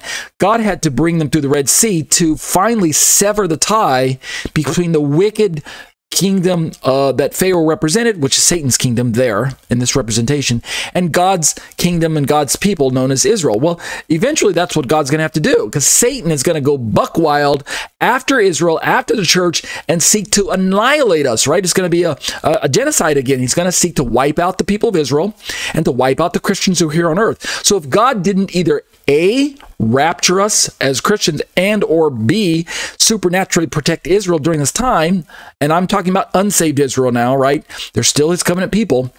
If he didn't do that, then there would be no more Israel and there would be no more Christian church, because Satan would have had his way and wiped us all out. So God has to intervene. So it's necessary for us to teach some form of God demonstrating not just his protective power where he can rescue us / protect us, but at the same time, God has to demonstrate judgment. And that's why wrath has to fall. Wrath has to fall not just on an unrepentant world, but it has to fall on an evil antichrist and false prophet and the devil himself. They all have to be judged. So I say in closing, indeed, many believers, and this is sad but true, they are truly hoping to be raptured out prior to anything bad happening. And don't get me wrong, I hope I'm wrong. Yeah, what if pre-wrath is wrong? What if pre-trib is right? What if Jesus does come and we don't see anything bad? Well, hallelujah, that would be great. Yeah, let's look forward to Jesus rescuing us from any bad things happening, right? I don't want to see the Antichrist either. I don't want to be faced with having to take the mark. I don't want to be faced with having to have my head chopped off. I don't want that. But what if the pre-tribbers are wrong? Are you prepared to go through that? Is your faith strong enough to stand the tribulation? Right? Let's talk about that. So I go on to say that I'm afraid for many Christians that this type of rapture would mean a feet-first rapture. Why? Because they're still holding on to the world's affections. The church just isn't ready, right? The church just isn't ready in terms of so much compromise, so much wishy-washy, one foot in the world and one foot in the church. I mean, it just doesn't work that way. God has to purge us and purify us and prepare us to meet our husband who's going to come one day soon. And so I also go on to say that for the rest of us, this still poses a problem to our hearts in that we can't be smug. We must continually re-examine our priorities in the light of all truth. Doing what? Testing ourselves. Read 2 Corinthians 13:5. And testing our theologies, read Acts 17:11. So the point I'm trying to close in is saying, I'm not saying that we pre-wrathers need to be smug, proud, haughty, high-minded, headstrong, and say, we've got all the answers, we figured it out. Those poor, stupid, silly pre-tribbers, they don't have a clue. They're in for a rude awakening. No, that's the wrong position to take also. All of us need to examine our hearts, examine our priorities. We need to test ourselves, and we need to test our theologies, because we all have parts where we don't understand. So we need one another. So I'm saying that I'm doing a study like this so that we can come together and talk the issues out and come to a shared understanding, because we're in this together. And I don't just mean we Christians are in this together. I mean, we Christians and Jews are in this together, because guess what? And I really will close with this. When the Antichrist turns at the midpoint of the week, that's when I figure he's going to be revealed to the world for who he truly is. The mask comes off and he turns from being this man of peace to this man of absolute sheer terror. When that happens, he's going to go after Jews and Christians. He will go after anyone who opposes him. And at some point in time, he's going to turn on all religions, as far as I can tell. First, he's going to try and synthesize it, and when that doesn't work, he's just going to try and turn on it altogether. But he will have, as far as I can tell, an intense hatred, right? Read Revelation chapter 12. This intense hatred for not just Israel, but for Christians. So he's coming after both of us. Guess what? We need each other. We Christians and Jews. We need to stand together and begin to put a lot of our differences aside and learn to understand how that God has brought us together in this great olive tree known as Israel. where not just national Israel has to deal with the Christian church, but the remnant of Israel needs to see that they've got their brothers on both sides of the aisle. They've got national Israel on one side, who is unsaved Israel, and they've got the Christian Gentile churches on the other side who don't quite understand how Israel fits in the picture. So we've got to have this proper perspective so that we can all help each other out during these very difficult times that are going to befall us. Amen? Amen. That'll do it for Eschatology, a biblical study of end-time events.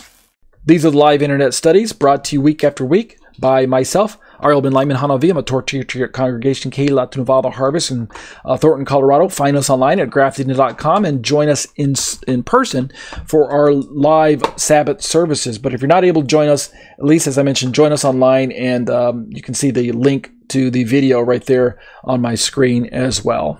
These live internet studies are a part of my own Torah teaching ministry, which parks itself on the web at tetzetorah.com. That's tetzetorah.com. I'd love to have you join me at my own home personal website there and browse around and take a look through all the commentaries that you see on my screen right now as well. I also have a YouTube channel that I'd be delighted if you popped in and took a look around there as well.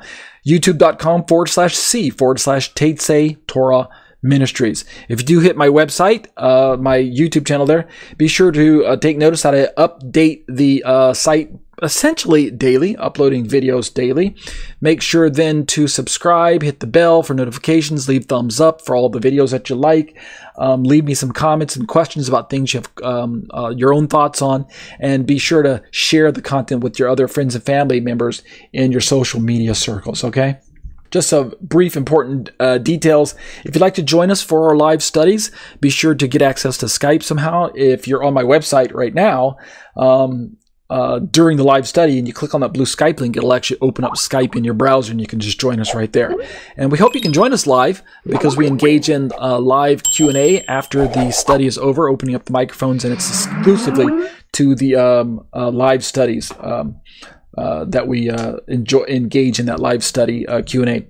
But if not, take one last moment to scroll to the very bottom of my website, where you can see some Hebrew writing and the black section down there, and prayerfully consider partnering with me to take the Torah around the world in this particular format. You can click on the little yellow donate button and bless me that way with your financial gifts and contributions, and I'm so blessed to be able to be in a place where I can receive your generous gifts. Thank you to all of those who have given in the past and are continuing to give. I'm so thrilled to be on the receiving end of your generosity. And as I always say, be blessed as you seek to be a blessing to others. All right, let's turn to a Trinitarian response to biblical Unitarianism. My name is Ariel ben-Lyman, HaNaviy. Let's take the next 30 minutes, and I believe we can finish this particular topic tonight, this particular verse, which on your screen simply shows up as Proverbs 8:23 on biblicalunitarian.com's website. I, wisdom, was appointed from eternity, from the beginning. And what we've been talking about as we look at this passage is that the proverb in chapter 8 talks about this attribute of God, or this quality of God, or this emanation from God, if you want to use kind of Hebraic mindset, that God is all wise, God is all knowing, and God uses one of his attributes in order to create the universe, to include planet Earth. And so in Proverbs 8:22, God says the Lord possessed, or wisdom says of God, that God possessed me at the beginning of his way. And the beginning is a reference to the beginning of not God's way, but the beginning of God's creation. And we know this because of the parallel clause before his works of old. The works that are spoken of here are the creation account. We go on to verse 23 to say, wisdom speaking, from everlasting I was established, from the beginning. The beginning what? From the beginning of the universe being created, from the earliest times of the earth, wisdom reminds us. In verse 24, I'm just going to read to verse 25. Wisdom says, when there were no depths, again, the earth is in view. I was brought forth when there were no springs abounding with water. This is poetry. Wisdom is saying, when did God utilize my services as an agent of creation? It was right at the very beginning. Is wisdom saying that God created me at the beginning? I don't believe wisdom is saying that. Wisdom is simply speaking poetically, anthropomorphically, as if wisdom is this separate person from God that can speak using this tool known as personification. And the wisdom, finally, the verses that we really kind of focus on, wisdom says, before the mountains were settled, before the hills, I was brought forth. And the reason we're having this debate, as it were, between biblical Unitarianism, which is a non-Trinitarian Christian denomination that believes that God is the only God there is, and there is no person of the Son in deity form, and no person of the Holy Spirit in third person form. Rather, they believe that God is the only sole deity. The Father is God and God is the Father. He's numerically identical with himself, and that's it. There aren't any other gods or other deities or other persons in heaven. So there's one God, and so Jesus is a human being that was created by God, just like God created me, God created you, God created Jesus, brought him into the world, but ordained him to play the role where he became the Messiah of the world, the Savior of the world that all men must place their faith in. And then when God resurrected him and exalted him and raised him up to be seated at the right hand, well, then God gave the right for Jesus to be worshipped by human beings, not as a God, but as Messiah, as God's chosen representative of all human beings. So Jesus is the preeminent human being, but he's just that. He's a human. But he's not a creation of God in the sense that he's a demigod or a lesser god like the Jehovah's Witnesses say, some kind of mini-god, a lowercase God. So, Biblical Unitarian says Jesus is human.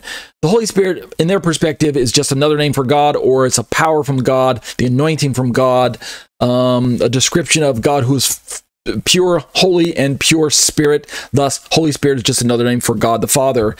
There's no third person of the Holy Spirit. So, when we look at the book of Proverbs, Biblical Unitarian says that there's no second person of the Trinity going on here. Wisdom is not Jesus.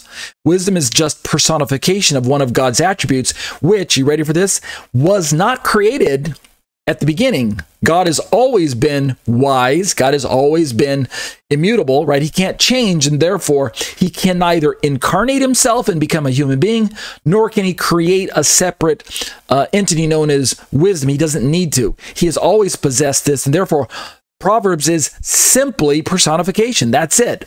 Well, the Trinitarian perspective comes along and agrees partially with the Unitarian position that wisdom is personification. Right. But what some Trinitarians do is take it one step further and say, wisdom is Jesus personified. In other words, Jesus is wisdom personified. I'm sorry. Jesus becomes the wisdom of God in the New Testament in the sense that Jesus is the incarnation. He's the God-man. He's the man that he's the God that became a man, and yet he's one with God the Father. So just to make sure that you don't understand the Trinitarian position, we believe in one God, yet three persons, one what, three who's, like Dr. White is fond of saying, Dr. James White. God is one person. God is one being, but yet Father, Son, and Holy Spirit are three persons, and they are unique, and yet they are equal. They're all equally one God, and they don't diminish one another in the sense that one created the other. But there is a hierarchy in the persons and in the what we would sometimes term the economies of God, the economic Trinity versus the ontological Trinity is what I'm describing. So the Father sends the Son, the Father begets the Son. In this eternal relationship between Father and Son, it is what's known as eternally begotten. So the Son was not created like the Jehovah's Witnesses say. Instead, the Son was always the Son from eternity past. God the Father has always been an eternal Father, and thus the Son is an eternal Son. There's never been a time when the Son was not in existence. There was a time when the man named Jesus was not in existence, so don't get confused.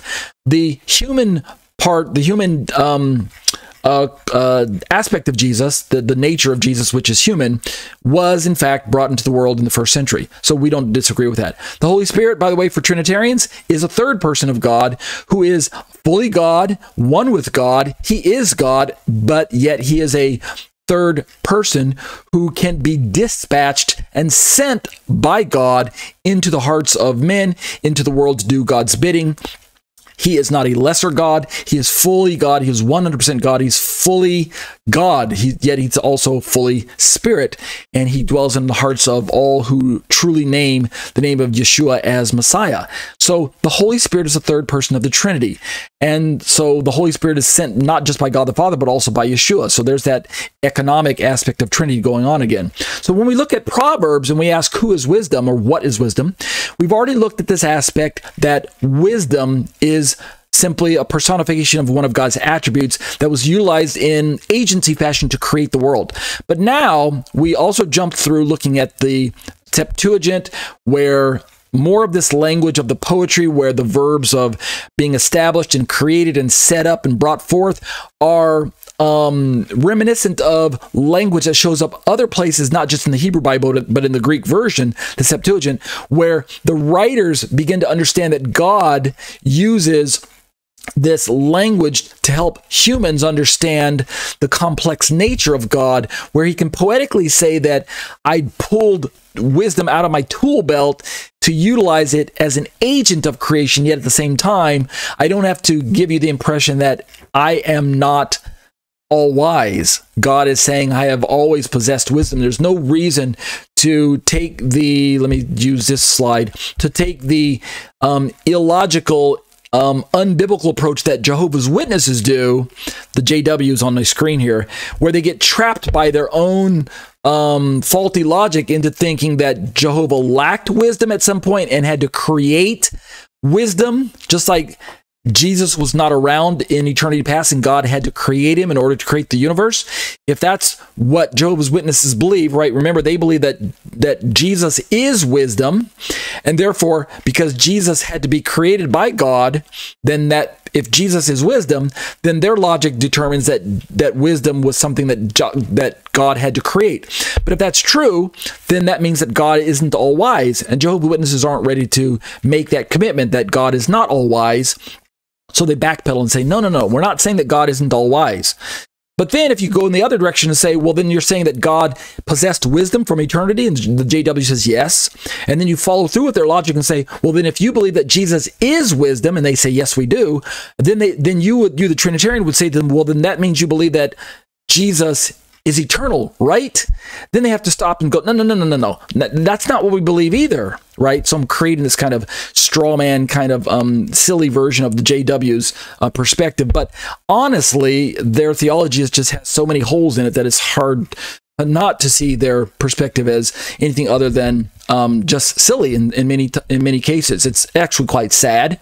Really, we need to pray for them that their eyes would be open to the truth, because while they do embrace Jesus as the Messiah, the theology that Jesus is a creature that God whipped up so that he could create the rest of the universe is actually just insulting. So we also jump to this idea that both the Trinitarian and the Jehovah's Witness perspective take John 1:1 to be referring to Jesus as this word. The Jehovah's Witnesses simply believe that it's the word that was created by God as a lesser God, whereas the Trinitarians believe that this word is the eternal Son of God in his pre-incarnate state, where he's the eternal word that dwelled with God and both is God and what was with God, right? In the beginning was the word was with God, and the word was God. Well, John, we believe as Trinitarians, was borrowing from the theology that was already established as with wisdom, where there's a little bit of personification going on between the word and the incarnation. But at the same time, the Trinitarians take it one step further by saying, isn't Jesus wisdom? So having said all that, I read through my own little essay, The Wisdom of Proverbs and the Logos of John, a Trinitarian Understanding, which isn't available on any website, so you had to follow along with my study. But now I'm ready to finally do the last part of this study, and I believe I will draw it to a close tonight with this aspect. There's a blog put together by a website known as www.answering-islam.org. So it's a what we call an apologetic resource that reaches out to Muslims to bring the gospel to them. And one of their articles is on Proverbs 15:32, which is not the exact same verse that we are studying directly, but the author, which we're going to find, is Sam Shamoun. He's a former Muslim turned Christian apologist, and he's got a very good angle when it comes to dealing with the non-Trinitarian beliefs that Muslims hold to. Of course, again, we're not talking about biblical Unitarian's perspective, but to the degree that he's going to present a Christian Trinitarian perspective on this topic of who is wisdom, I thought this particular article would be helpful for us. And what we're going to find, and I'm going to spoil it for you, like I always do, because I know some people can't watch the entire 30-minute video. I'll go ahead and spoil it for you, okay? I'm fine with that. Sam Shamoun, who's a Christian apologist, and he is a Trinitarian, he's going to argue for the case that wisdom isn't Jesus, but wisdom is simply personification. Similar to what the biblical Unitarian position is, in that wisdom is personification, except remember the big difference is that biblical Unitarian does not say that wisdom is Jesus. They're just going to say that wisdom is one of God's attributes, because there was no Jesus around for it to be personification. One of these days, we'll look at their perspective on John 1:1. In time, we're going to get to that. In fact, just to kind of show you where we are going next week, as you can see on your screen, this is biblicalunitarian.com, a website about God and His Son Jesus. Once we're finished with Proverbs 8:23 right here, we're going to turn right into Isaiah 7:14. Therefore, the Lord Himself will give you a sign. And we'll talk about that passage from the Unitarian perspective, and then we'll provide the Trinitarian perspective after that. So we'll deal with Isaiah. It's got a few passages out of Isaiah that we're going to deal with. We'll move from there into Jeremiah, a few verses there, passages that biblical Unitarian believes are more or less slam dunk passages on disproving the Trinitarian perspective from the Bible. Remember, they are a non-Trinitarian Christian denomination. They do believe in Jesus. As far as I can tell, they're Christians to the degree that they embrace Jesus as the Savior and their only true Messiah, so I'm not judging them on that. But I believe they're holding an inadequate and incomplete perspective on who God is, namely that God is Father, Son, Holy Spirit. But what I'm showing you is, as we're moving through their own resources, which are available on their website at biblicalunitarian.com, we'll eventually finish out the Old Testament verses and begin to move into the New Testament. As you can see, I'm scrolling. There's some verses in Matthew, in Mark, and most of these passages are going to be in the New Testament, by the way. There's some in Luke, and then what? Look at that. Lo and behold, there's John 1:1. So eventually we'll get to their view of John 1:1 and find out what they think about John, and then that will remind us of what we already learned about their perspective on wisdom in the book of Proverbs. So, having said that, let's read this part from this article, and this will close out my study. And if it goes a little bit over, it will. But for the most part, I think I'm just going to read through and not stop and elaborate too much. So there's this question that was put forth to Sam Shamoun, a Muslim apologist, a Christian apologist to Muslims. He himself is a former Muslim.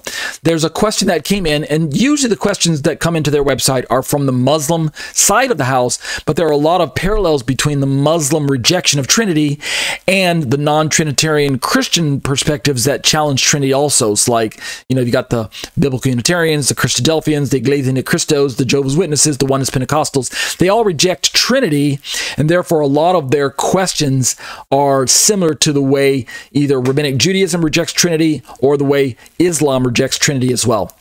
So here's the question. The New Testament applies to Jesus the language and descriptions which the Old Testament wisdom literature, i.e. Proverbs 8, and the Apocrypha literature, i.e. Wisdom, Sirach and Ecclesiasticus, apply to wisdom. In fact, this questioner writes, many of the early Christian writers, such as Justin Martyr, Athanasius, etc., believe these texts, specifically Proverbs 8:22, referred to Christ in his pre-human existence. Yet, this person that writes in says, Proverbs 8:22 says that Yahweh created wisdom. Notice the verb. Yahweh created wisdom. So So this writer says, the person writing in says, since many Christian writers believed that this reference is about Christ, doesn't this prove that he, Christ, is not God Almighty, but the first creature that God made? Okay, so you're following along with the question. The writer believes that if we follow with the language the way it's naturally understood in many translations, to include some of the ancient Greek translations and apocryphal writings, isn't wisdom a creation of God? Meaning, if wisdom is Jesus, and since God created wisdom according to an understanding of these passages, then it stands to reason, using my syllogism here, it stands to reason from these two premises that the conclusion is that God created Jesus. Maybe I'll create the little syllogism in post-production and flash it on the screen so you can understand what I mean by that. All right, let's look at Sam Shamoun's answer. Again, remember, I'm spoiling this for you up front in case you can't follow along with it. He is a Trinitarian Christian, and he does believe that Jesus is the eternal God, yet in human form. So he's arguing from the classic Orthodox Trinitarian perspective. He is not a Jehovah's Witness. He's not going to argue from that perspective, but he is also not a biblical Unitarian. He's not a Oneness Pentecostal. He's not a Jehovah's Witness. He does not believe that Jesus was created. Let's read his answer. All right. Let's do like this. This might be easier for me. Here's what Sam Shamoun says.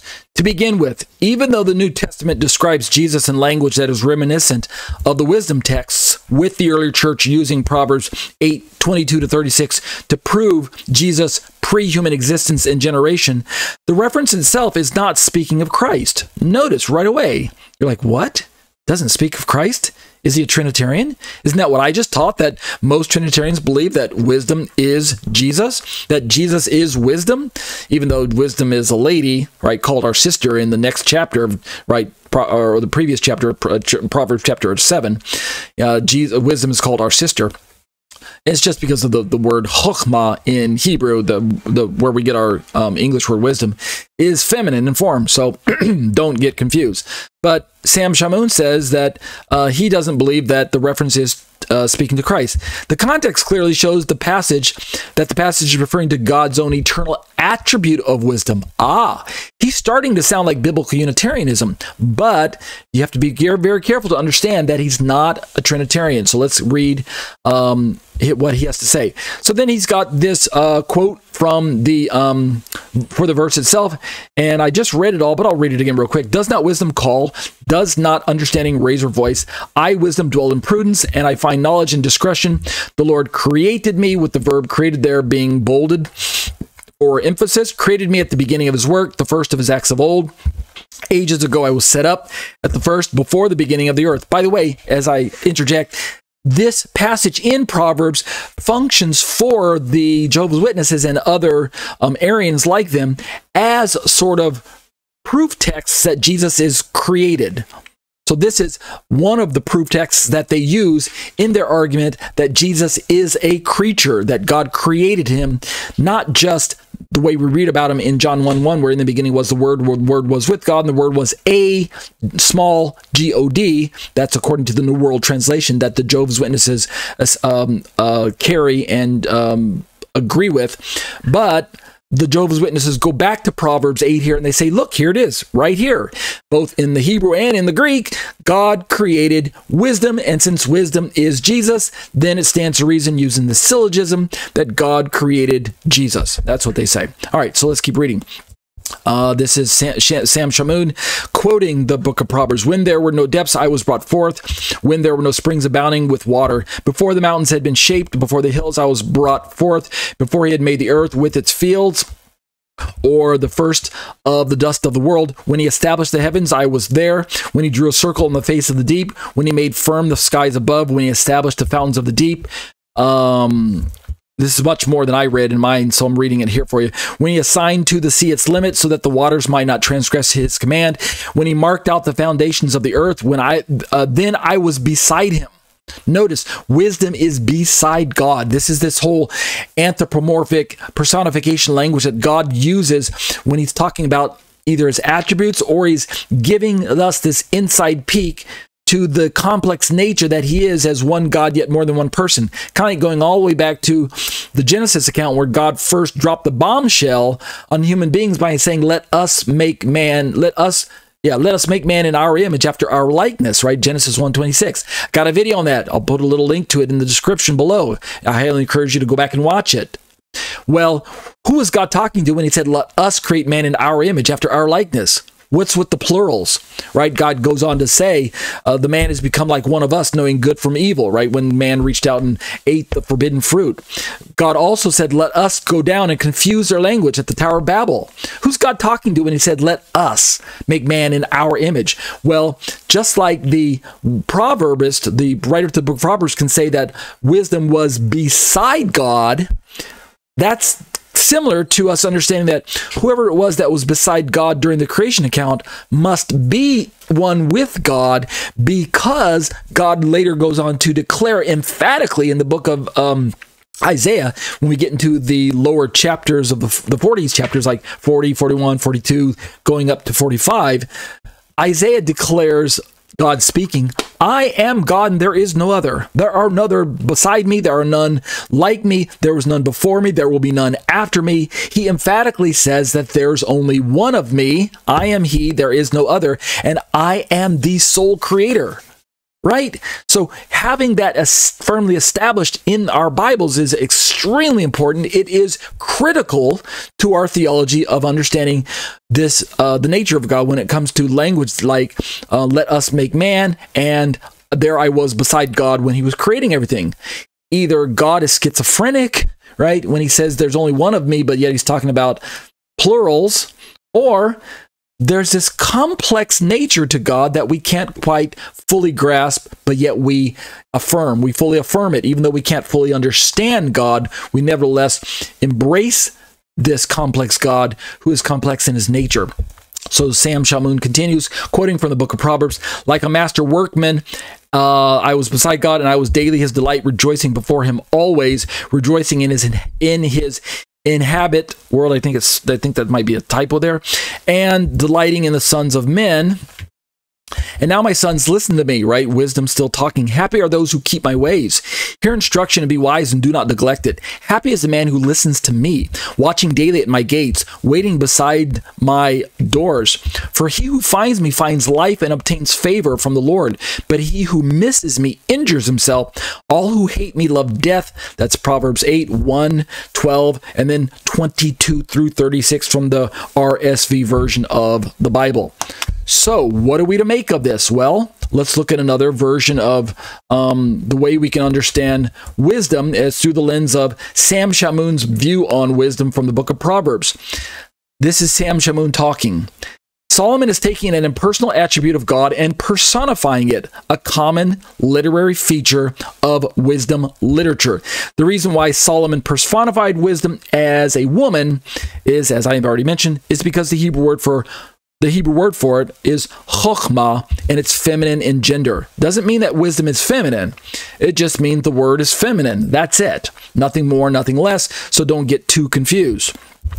Moreover, Sam Shamoun says the verb for create in verse 22 is kana, which can refer to acquiring, purchasing, getting, etc., just as the following lexicon explains. And then he's got some entry from a well-trusted lexicon source. We've got for kana, which wisdom says how God came to be in possession of wisdom, to get, acquire, to create, to buy, possess. In the call form, which is the very root level of the base level of a Hebrew root word, the call stem means to get, to acquire, or obtain, used of God, originating, creating, redeeming his people. It can refer to a possessor, aviv. It's used in the Bible where she says, I've gotten a man from God when she finally gives birth to Cain. She says, I've gotten a man from God. I've acquired this man. She uses the same Hebrew word, kana, of acquiring knowledge, like we read in Proverbs here, of wisdom, to buy, to purchase. I think that shows up in Proverbs as well.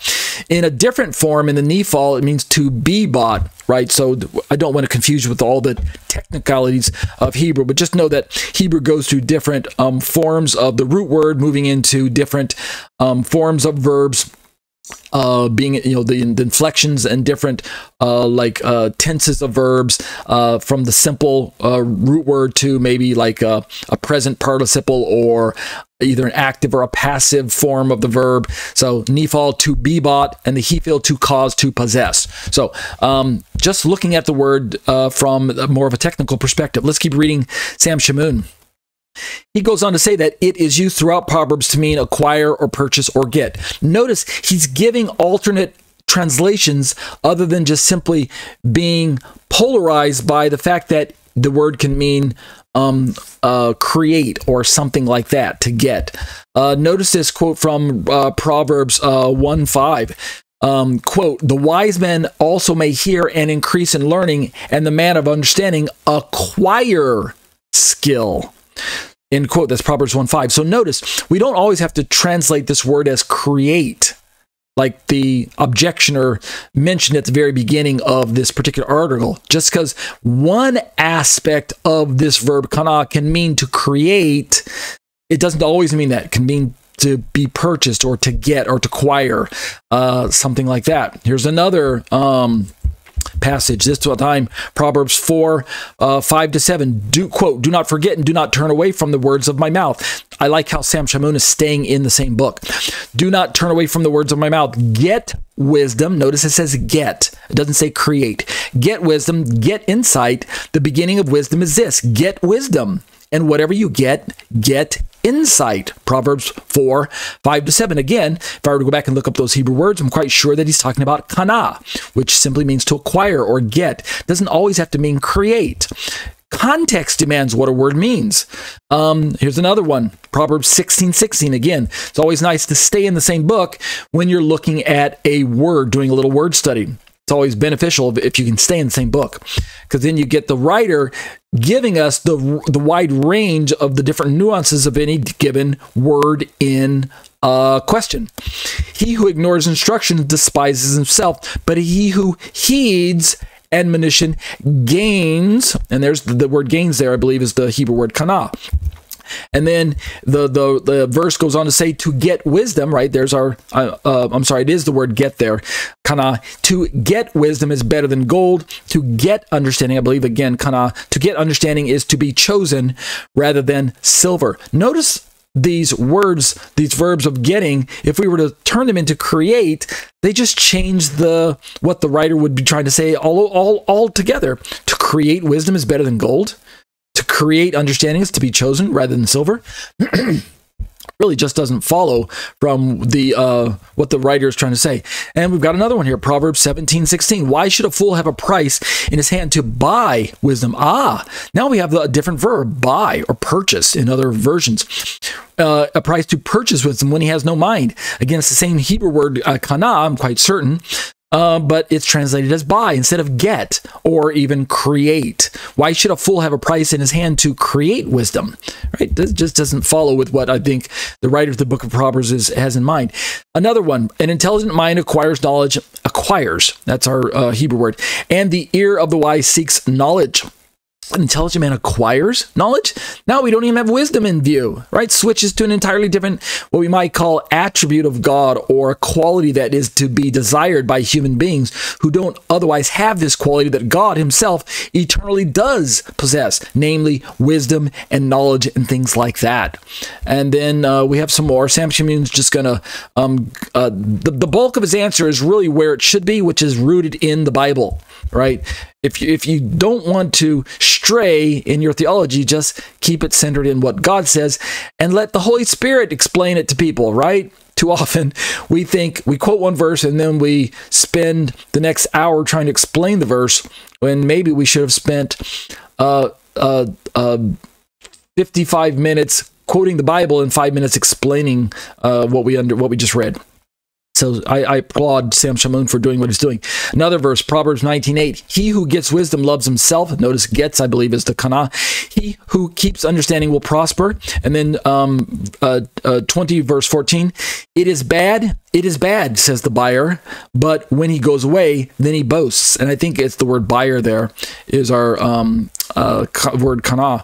And then our last verse in his quote from the book of Proverbs, I think he just went throughout the entire book of Proverbs and pulled up all of the references to the word kana there. Buy truth and do not sell it. Buy wisdom, instruction, and understanding. And this time I am going to stop and look up this one because I just want to make sure you understand how odd it would be if we translated this as create. So Proverbs 23:23.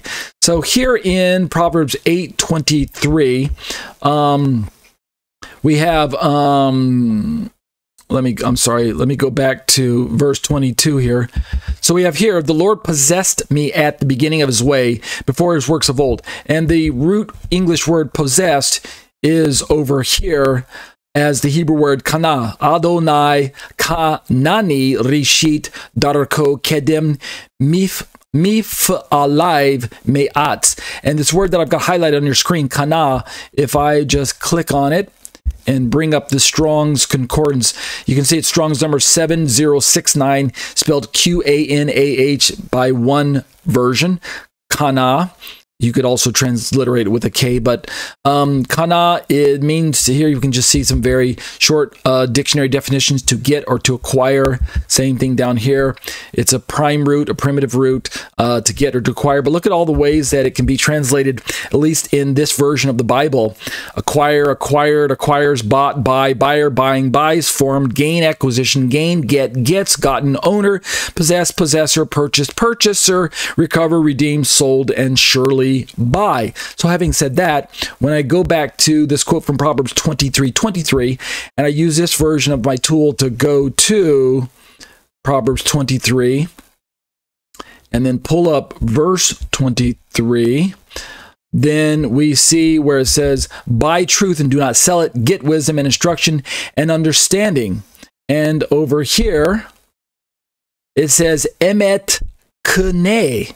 Well, what is kene? If I click on it, you can see that it is, scroll to it, Strong's number 7069. In fact, now I've got two tabs open just to prove that it is not the same tab, that I clicked on one before, and here's the other one. So you can see I kind of moved them out of the way so you can see there.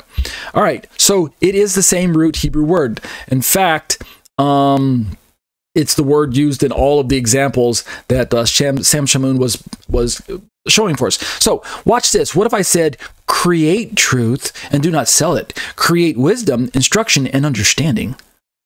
Changes the verse altogether. It changes what Solomon's trying to convey. Create it? Yeah, it doesn't work that way. So if we're saying that kana must be always translated as create, back in our Proverbs 8:22, the Lord possessed me at the beginning of his way. The Lord created me at the beginning of his way, before his works of old.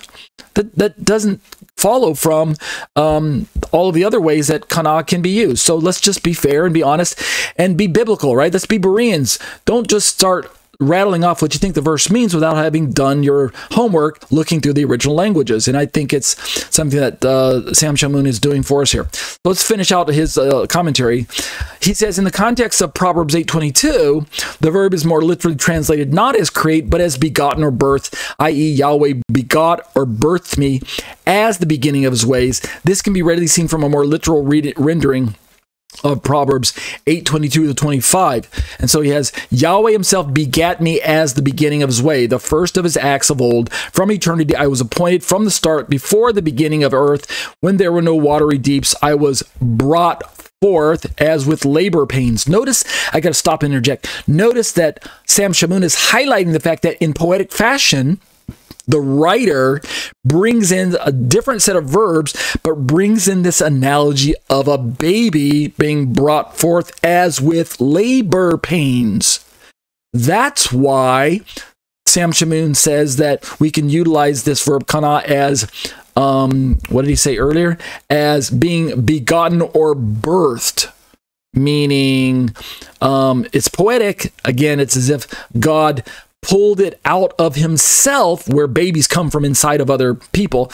God pulled wisdom out of himself and utilized wisdom as an agent to create the rest of the universe, or even gave credit to this agency known as wisdom. And this, of course, is highly reminiscent of not just the John 1:1 account where the beginning was with God and was with God, right? John's logos was both with God face to face, what proston theon, face to face with God in intimate relationship, but also this logos went on to become Jesus, meaning Jesus was brought into the world through the birth process. And so we see the man known as Jesus, who was in fact born, albeit supernaturally born. So there's nothing wrong with us looking at this personification of wisdom in Proverbs here as being brought forth as with labor pains, and as I continue, when there were no springs, heavily charged with water, before the mountains themselves had been fashioned, before the hills, I was brought forth as with labor pains. So again, this kind of imagery of giving birth, which, by the way, I might also add, conveniently fits in with Trinitarian theology, which teaches the eternal begotten Son, right? Eternal begetting, as well as the idea that God has spoken of his Son in the book of Psalms as thou art my son, today I have begotten thee, right? Psalm 2 verse 7, if I remember correctly, and I'll flash it on the screen and post just so you can see it as well. God speaking of his Son, today I've begotten thee. Speaking of the Messianic king that he's establishing on the throne, which in the near-term partial fulfillment refers to the Davidic king, David himself, but in the fullness of the sense obviously refers to Jesus, the Son that is quoted in the New Testament as the only begotten of the Father, right? John chapter 1 gives us that. In fact, let me just show it to you real quick since I've got John pulled up. When we get down into John's prologue here, and he talks about in verse 8, that John himself was not the light, but he came to testify about this light. He's talking about the true light that came to the world that enlightens every man. He was in the world, and the world was made through him. He's still speaking of the Word, which became Jesus, right? The Word which became a human being. He came to his own, and those who were his own did not receive him. But when we get down to verse 14, we have John saying, the Word became flesh and dwelt among us, right? This incarnation. And we saw his glory, glory as of the who? Only begotten from the Father. Right, the monogenes, this begotten word, that's a Greek word right there. That's the only begotten that I'm referring to. But in the English, the only begotten. But wait a minute, if the word was eternal, why is God using begotten language? Because the Son has this personification. I'm sorry, this figurative language, or characteristic language, or symbolic language, where we're using this idea of God bringing the Son into the world through the birth process, just like fathers give birth to children. So it makes sense that the Father would give birth to the Son. But remember, it's an eternal begetting, because the Word was eternal, just like wisdom was eternally part of God's attributes. So begotten goes all the way back to the Psalm 2:7 passage. Thou art my son, today I've begotten thee. And so that's the language that's picked up in the New Testament to describe Jesus as the only begotten of the Father, full of grace and truth. The begotten of the Father is the same one that's spoken of by John himself again in John 3, which is what? John 3:16, the most well-known verse, I guess, in the Bible. For God so loved the world that he gave his only, what? Begotten Son. Begotten Son. So let's go back to Sam Shamoun. So he goes on to say that the text is obviously speaking figuratively on how Yahweh acquired wisdom, i.e. Yahweh got it by begetting or birthing it in order to use it to create everything. We know that it is figurative, since Yahweh doesn't literally give birth in labor pains, right? Even the Jehovah's Witnesses and the biblical Unitarians would have to agree that no matter how you define God, there wasn't any physical begetting going on, right? There wasn't any thing coming out of God like babies come out of women, right? That's not what took place. I hope that's what you're understanding. Otherwise, you're getting a really warped perspective of exactly how God functions. Let's continue. The following texts make it clear that wisdom was birthed for the purpose of being used by Yahweh to create. All right, so now we have another passage from the book of Proverbs. He reads it, quote, "Happy is the man who finds wisdom, and the man who gets understanding. For the gain from it is better than gain from silver, and its profit better than gold. She is more precious than jewels, and nothing you desire can compare with her." Let's keep reading. "Long life is in her right hand. In her left hand are riches and honor. Her ways are ways of pleasantness, and all her paths are peace. She is a tree of life to those who lay hold of her. Those who hold her fast are called happy. The Lord by wisdom," now look, notice the bold words, "the Lord by wisdom founded the earth. By understanding he established the heavens. By his knowledge the deeps broke forth, and the clouds dropped down the dew." That's Proverbs 3:13-20. So we see that Sam Shamoun is highlighting the fact that, again, Proverbs, the book of Proverbs is using wisdom as an attribute that God symbolically birthed or brought forth out of his tool belt or brought forth out of himself. He reached within himself, grabbed hold of wisdom, pulled it out as a tool, as an agent, and used that tool to create the rest of the universe. And it's that same kind of symbolic language that is probably inspiring John to write that this word is that which God used to create the rest of the universe. Paul goes on to write how that Jesus is he whom God who created the world by him and for him and through him were all things created, right? He writes in the book of Colossians and the book of Corinthians and things like that. Let's keep reading Sam Shamoun and finish our study tonight. I'm going a little bit over, but it's necessary so that we can get through just this one part, and we're done with this. We're done with Proverbs tonight, okay? David in the Psalms wrote that God created everything that had been made in wisdom. Let's read David's notes here. He set the earth on its foundation so that it should never be moved. Pause. Who's the he? Is it God? Is it Jesus? From David's perspective, we don't know exactly how God had articulated himself to David to the point that David could say without question that David was writing about a second person known as the Word of God, like John was writing when he finally got to his book. I don't know that that's exactly the case, that David could say those things, but it's not necessary, because when we look at answering the question from the Old Testament perspective, who is God? And we take the apostolic scriptures and we use the extended revelation of the apostolic scriptures to inform us of God's identity in the Old Testament, in the Tanakh. Then we can say that it is God we can answer the question, who created the universe? That's the question, not who is God, but who created the universe? Who is the creator? And I've been using this graphic on the screen a few times just so you guys can understand, and I'll flash it in post. God is creator, and everything else is creation. And using this simplistic worldview from a Hebraic mindset that God is the sole creator, and that everything else is God's creation, right? There's only two categories. There's only two spheres of existence. There are only two realities, what we might call dimensions in this picture that I'm describing in the Hebraic worldview. There's God on the left side, who's creator. There's creator, who's God, on the left side of the graphic that you're looking at in post. And there's creation, which is everything else on the right side. Well, underneath the category of creation, of creator on the left side, we find God, Father, Son, and Holy Spirit. And so when David says he set the earth on its foundations, David could entirely be having God in his mind when he says God. But by the time we get to the New Testament, we realize that Jesus is very God veiled in flesh. Then we have no conflict understanding that David wrote that God set the earth on its foundations as the he, yet this same he who is God is Jesus in the New Testament also, without displacing or removing God the Father from his pedestal as God. You understand what I'm saying? It's because in the common Trinitarian mindset, God is Father and God is Son. They're both one God. So who's the he here in David's psalm? Well, he is God.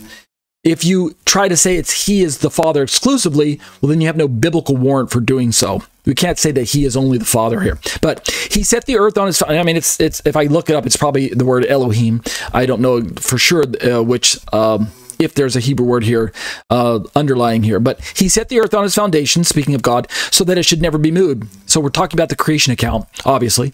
You covered it with the deep as with a garment. The water stood above the mountains. At your rebuke they fled. At the sound of your thunder they took to flight. David continues, the mountains rose, the valleys sank down to the place that you appointed for them. You, speaking of God, set a boundary that they may not pass, so that they might not again cover the earth. You make springs gush forth in the valleys. They flow between the hills. They give drink to every beast of the field. The wild donkeys quench their thirst. Beside them, the birds of the heaven dwell. They sing among the branches. From your lofty abode, you water the mountains, speaking of God. The earth is satisfied with the fruit of your work. You cause the grass to grow for the livestock and plants for man to cultivate, that he may bring forth food from the earth and wine to gladden the heart of men, oil to make his face shine, and bread to strengthen man's heart. The trees of the Lord, this is again poetic now. David switches now and gives us Yahweh's covenant name, YHVH, the Tetragrammaton's name, which is rendered in English versions usually as all caps LORD. The trees of the Lord are watered abundant, the cedars of Lebanon that he planted. In them the birds build their nests. The stork has her home in the fir trees. The high mountains are for the wild goats. The rocks are a refuge for the rock badgers. He, who's the he? It's God. He made the moon to mark the seasons. The sun knows its time for setting. You, who's the you? God. You make darkness and its night. When all the beasts of the forest creep about. The young lions roar for their place, seeking for their food from God. Right? Who? We have the word God there, which is probably either El in the poetry literature, in the writings, the Ketuvim. The shortened form of Elohim finds a lot of usage. El or Ale, if you want to pronounce it that way, for the E part. But here it shows as God, so it's either Ale or Elohim. David continues, when the sun rises, they steal away and lie down in their dreams. Man goes out to his work and to his labor until the evening. Now watch this. He said all of that. He quoted the entire passage so that we can see the climax. Are you ready for it? O Lord, which is all caps L-O-R-D, which is Yahweh's Tetragrammaton name. O Lord, how manifold are your works. You ready for this? In wisdom have you made them all. Whose wisdom? God is wisdom and wisdom is God. God uses wisdom as his tool, as his agent, and yet it is the eternal God who created everything, and wisdom is that utilized tool that's articulated by the book of Proverbs, or the book of Psalms here. In wisdom you have made them all. The earth is full of your creatures. That's Psalm 104, 1 through 24 out of the ESV. So in closing, and I believe that we're drawing Sam's article to a close, the fact that wisdom was used by God to create every created thing shows that wisdom itself is not created, since it existed before creation. This leads us to our next point, which again, if this is beginning to sound like John 1:1, then it should, right? That's the whole point. So I don't want you to lose sight of that. Sam Shamoun says, it is important to note that not every act of begetting or creation necessarily implies that the thing created or begotten didn't exist prior to that moment. For instance, the verb kana is used in reference to Eve giving birth to Cain, and I referenced this earlier, but now you can see it. Now Adam knew his wife Cain, and she conceived and bore Cain, saying, I have gotten, there's our Hebrew verb kana, I have gotten a man with the help of the Lord. Now notice what Sam Shamoun brings to our perspective. It is obvious that Cain didn't come into existence the moment that Eve gave birth or produced him, since he was already alive and existing in his mother's womb for at least 9 months, right? Hello. Sorry about that. He says, this demonstrates that the verb kana doesn't necessarily refer to creating someone or something from nothing. So Eve did not create Cain and then he popped out of her belly, right? It didn't work like that. But this verb kana can refer to something or someone that already existed and was then brought forth or birthed. So are you noticing the imagery of bringing forth, as in moving from one sphere of existence to another sphere of existence for the purpose of performing a task or being recognized for a different form of existence, etc., etc. So let's keep reading. In light of the foregoing, the question then becomes, from where did Yahweh beget wisdom? Did he beget it by creating it out of nothing, ex nihilo, or did he beget it out of his own being or out of himself? Proverbs itself provides a clue for, and this is really getting into the John 1:1 part, so just follow along because this gets fascinating, especially if you understand that the word logos in the Greek is the Greek word for the English word word, which is rooted in the Hebrew word davar, which is where we get the word speak or say, and the Aramaic word, which is what is it? I'm drawing a blank. What is the Aramaic word?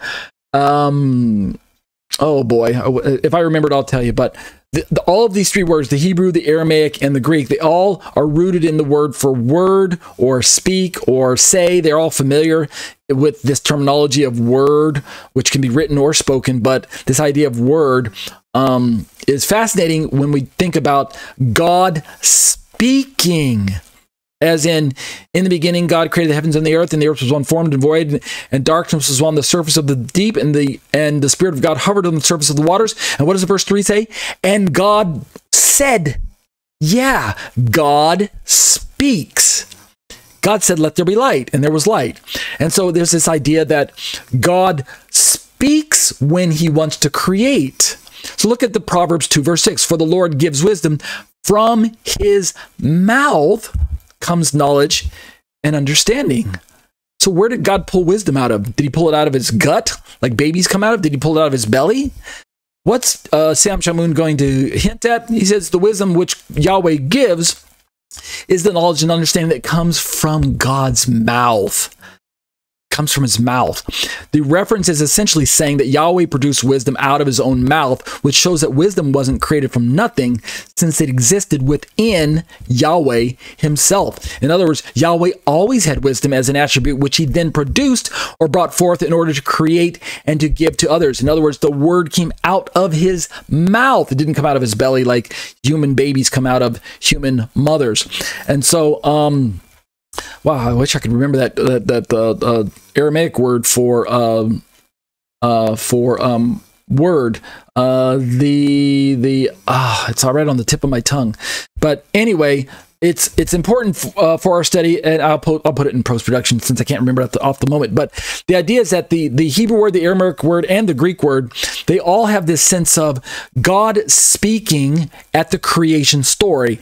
And it's not just the wisdom in Proverbs that that John was able to draw from when he wrote that in the beginning was the Word was with God, the Word was God.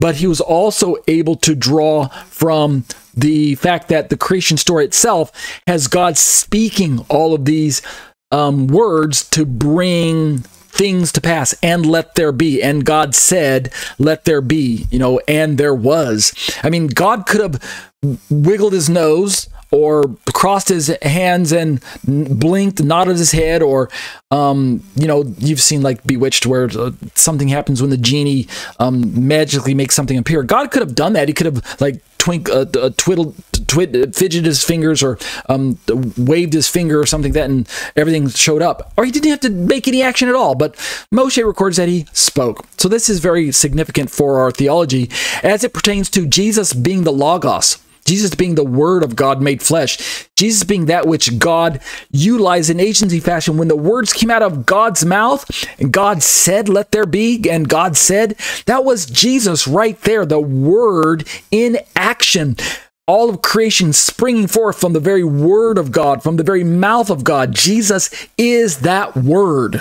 That's what we're getting at here. And God didn't have to create that Word. Otherwise, what is God, dumb? Meaning he can't even speak? Where did he even get the words to create the word? Right? It just gets illogical when we try to think that God had to create something first in order to then use that tool to create the universe. Like man has to create a tool before he can use that tool to create other objects. He can't just create objects out of nothing. He has to create the tools that he needs to even create the objects that he's going to use. he has to create tools that are necessary to create the objects. So the tools come first, but not so with God, right? His tools are eternal. So basically, Sam Shamoun in closing says, what this implies is that Proverbs is using figurative language to describe how Yahweh birthed his own eternal attribute of wisdom from himself in creating everything, right? Jesus was birthed from God in that sense, that Jesus is the Son and God is the Father.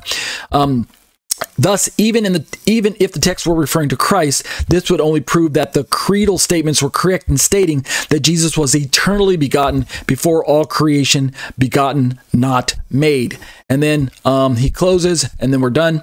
Yet, as it stands, this text isn't referring to Christ, and this is, again, a different Trinitarian perspective than the Trinitarians who say this is Christ. But I'm fine with going with both. In other words, I'm fine with accepting either aspect. Those Christians who are Trinitarians who say that wisdom is Jesus, based on the passage out of Colossians, and those Christians, Trinitarians, who say that wisdom isn't Jesus, but it is merely personification, similar to the way the biblical Unitarians describe wisdom. But Sam Shamoun says, yet as it stands, this text isn't referring to Christ, nor is it saying that wisdom was created from nothing. It is simply a poetic description of how Yahweh used his own eternal attribute of wisdom to create all things. And then he's got some recommended links, and then the link down to the very bottom back to the Answering Islam homepage.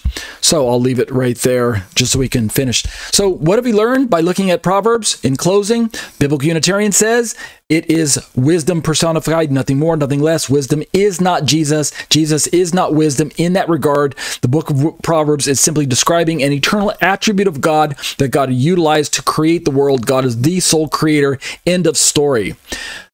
One version of Trinitarian theology comes along and says, no, wisdom is actually Jesus. Jesus is wisdom, and therefore it is wisdom being spoken of in Jesus being spoken of in his pre-incarnate form, described as wisdom, that God is using to create the world in agency fashion, and it is the eternal word of God, the eternal wisdom of God, i.e. Jesus. In other words, Jesus did not have a beginning. He was not created.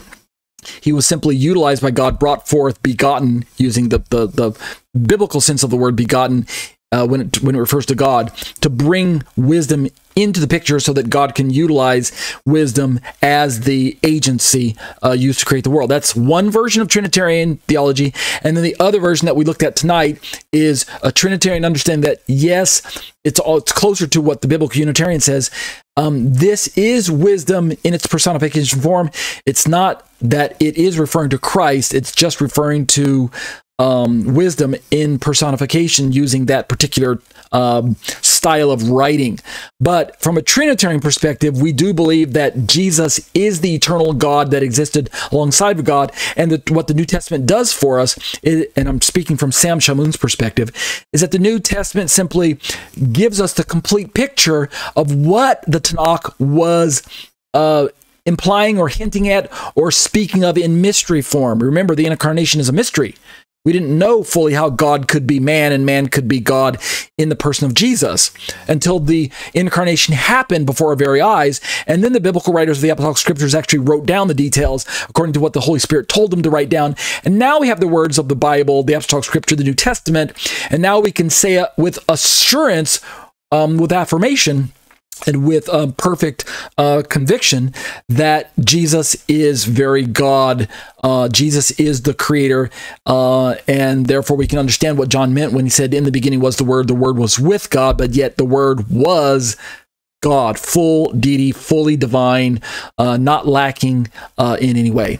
So that'll do it for the look at Proverbs 8:23. As I mentioned earlier, let me scroll back up to the top. Since we've been working our way through Biblical Unitarians' passages and utilizing their listing, we just finished Proverbs 8:23. So next time, we're ready to turn to Isaiah 7:14. Therefore, the Lord himself will give you a sign. And then the verse goes on to talk about the virgin birth and things like that. Is this Jesus? Is this not? We'll talk about that. But that'll do it for a Trinitarian response to Biblical Unitarianism.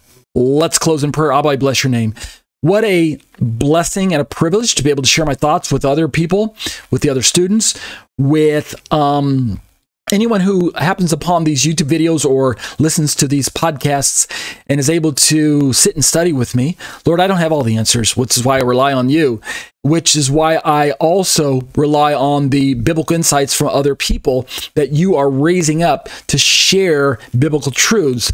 We've got to be aware that we can't be expected to understand everything in and of ourselves. We've got to work together as a body, and that's the way you designed it. You yourself gave us the different members of the body, preachers and teachers and pastors and prophets and evangelists and singers and songwriters and musicians and those people who are brought into the body to equip the body, to bring us to this knowledge and understanding of who you are, and to be better equipped and to grow into the full man that is supposed to be mature and equipped and able to be an ambassador for you. And I'm kind of paraphrasing a passage that many of you are familiar with.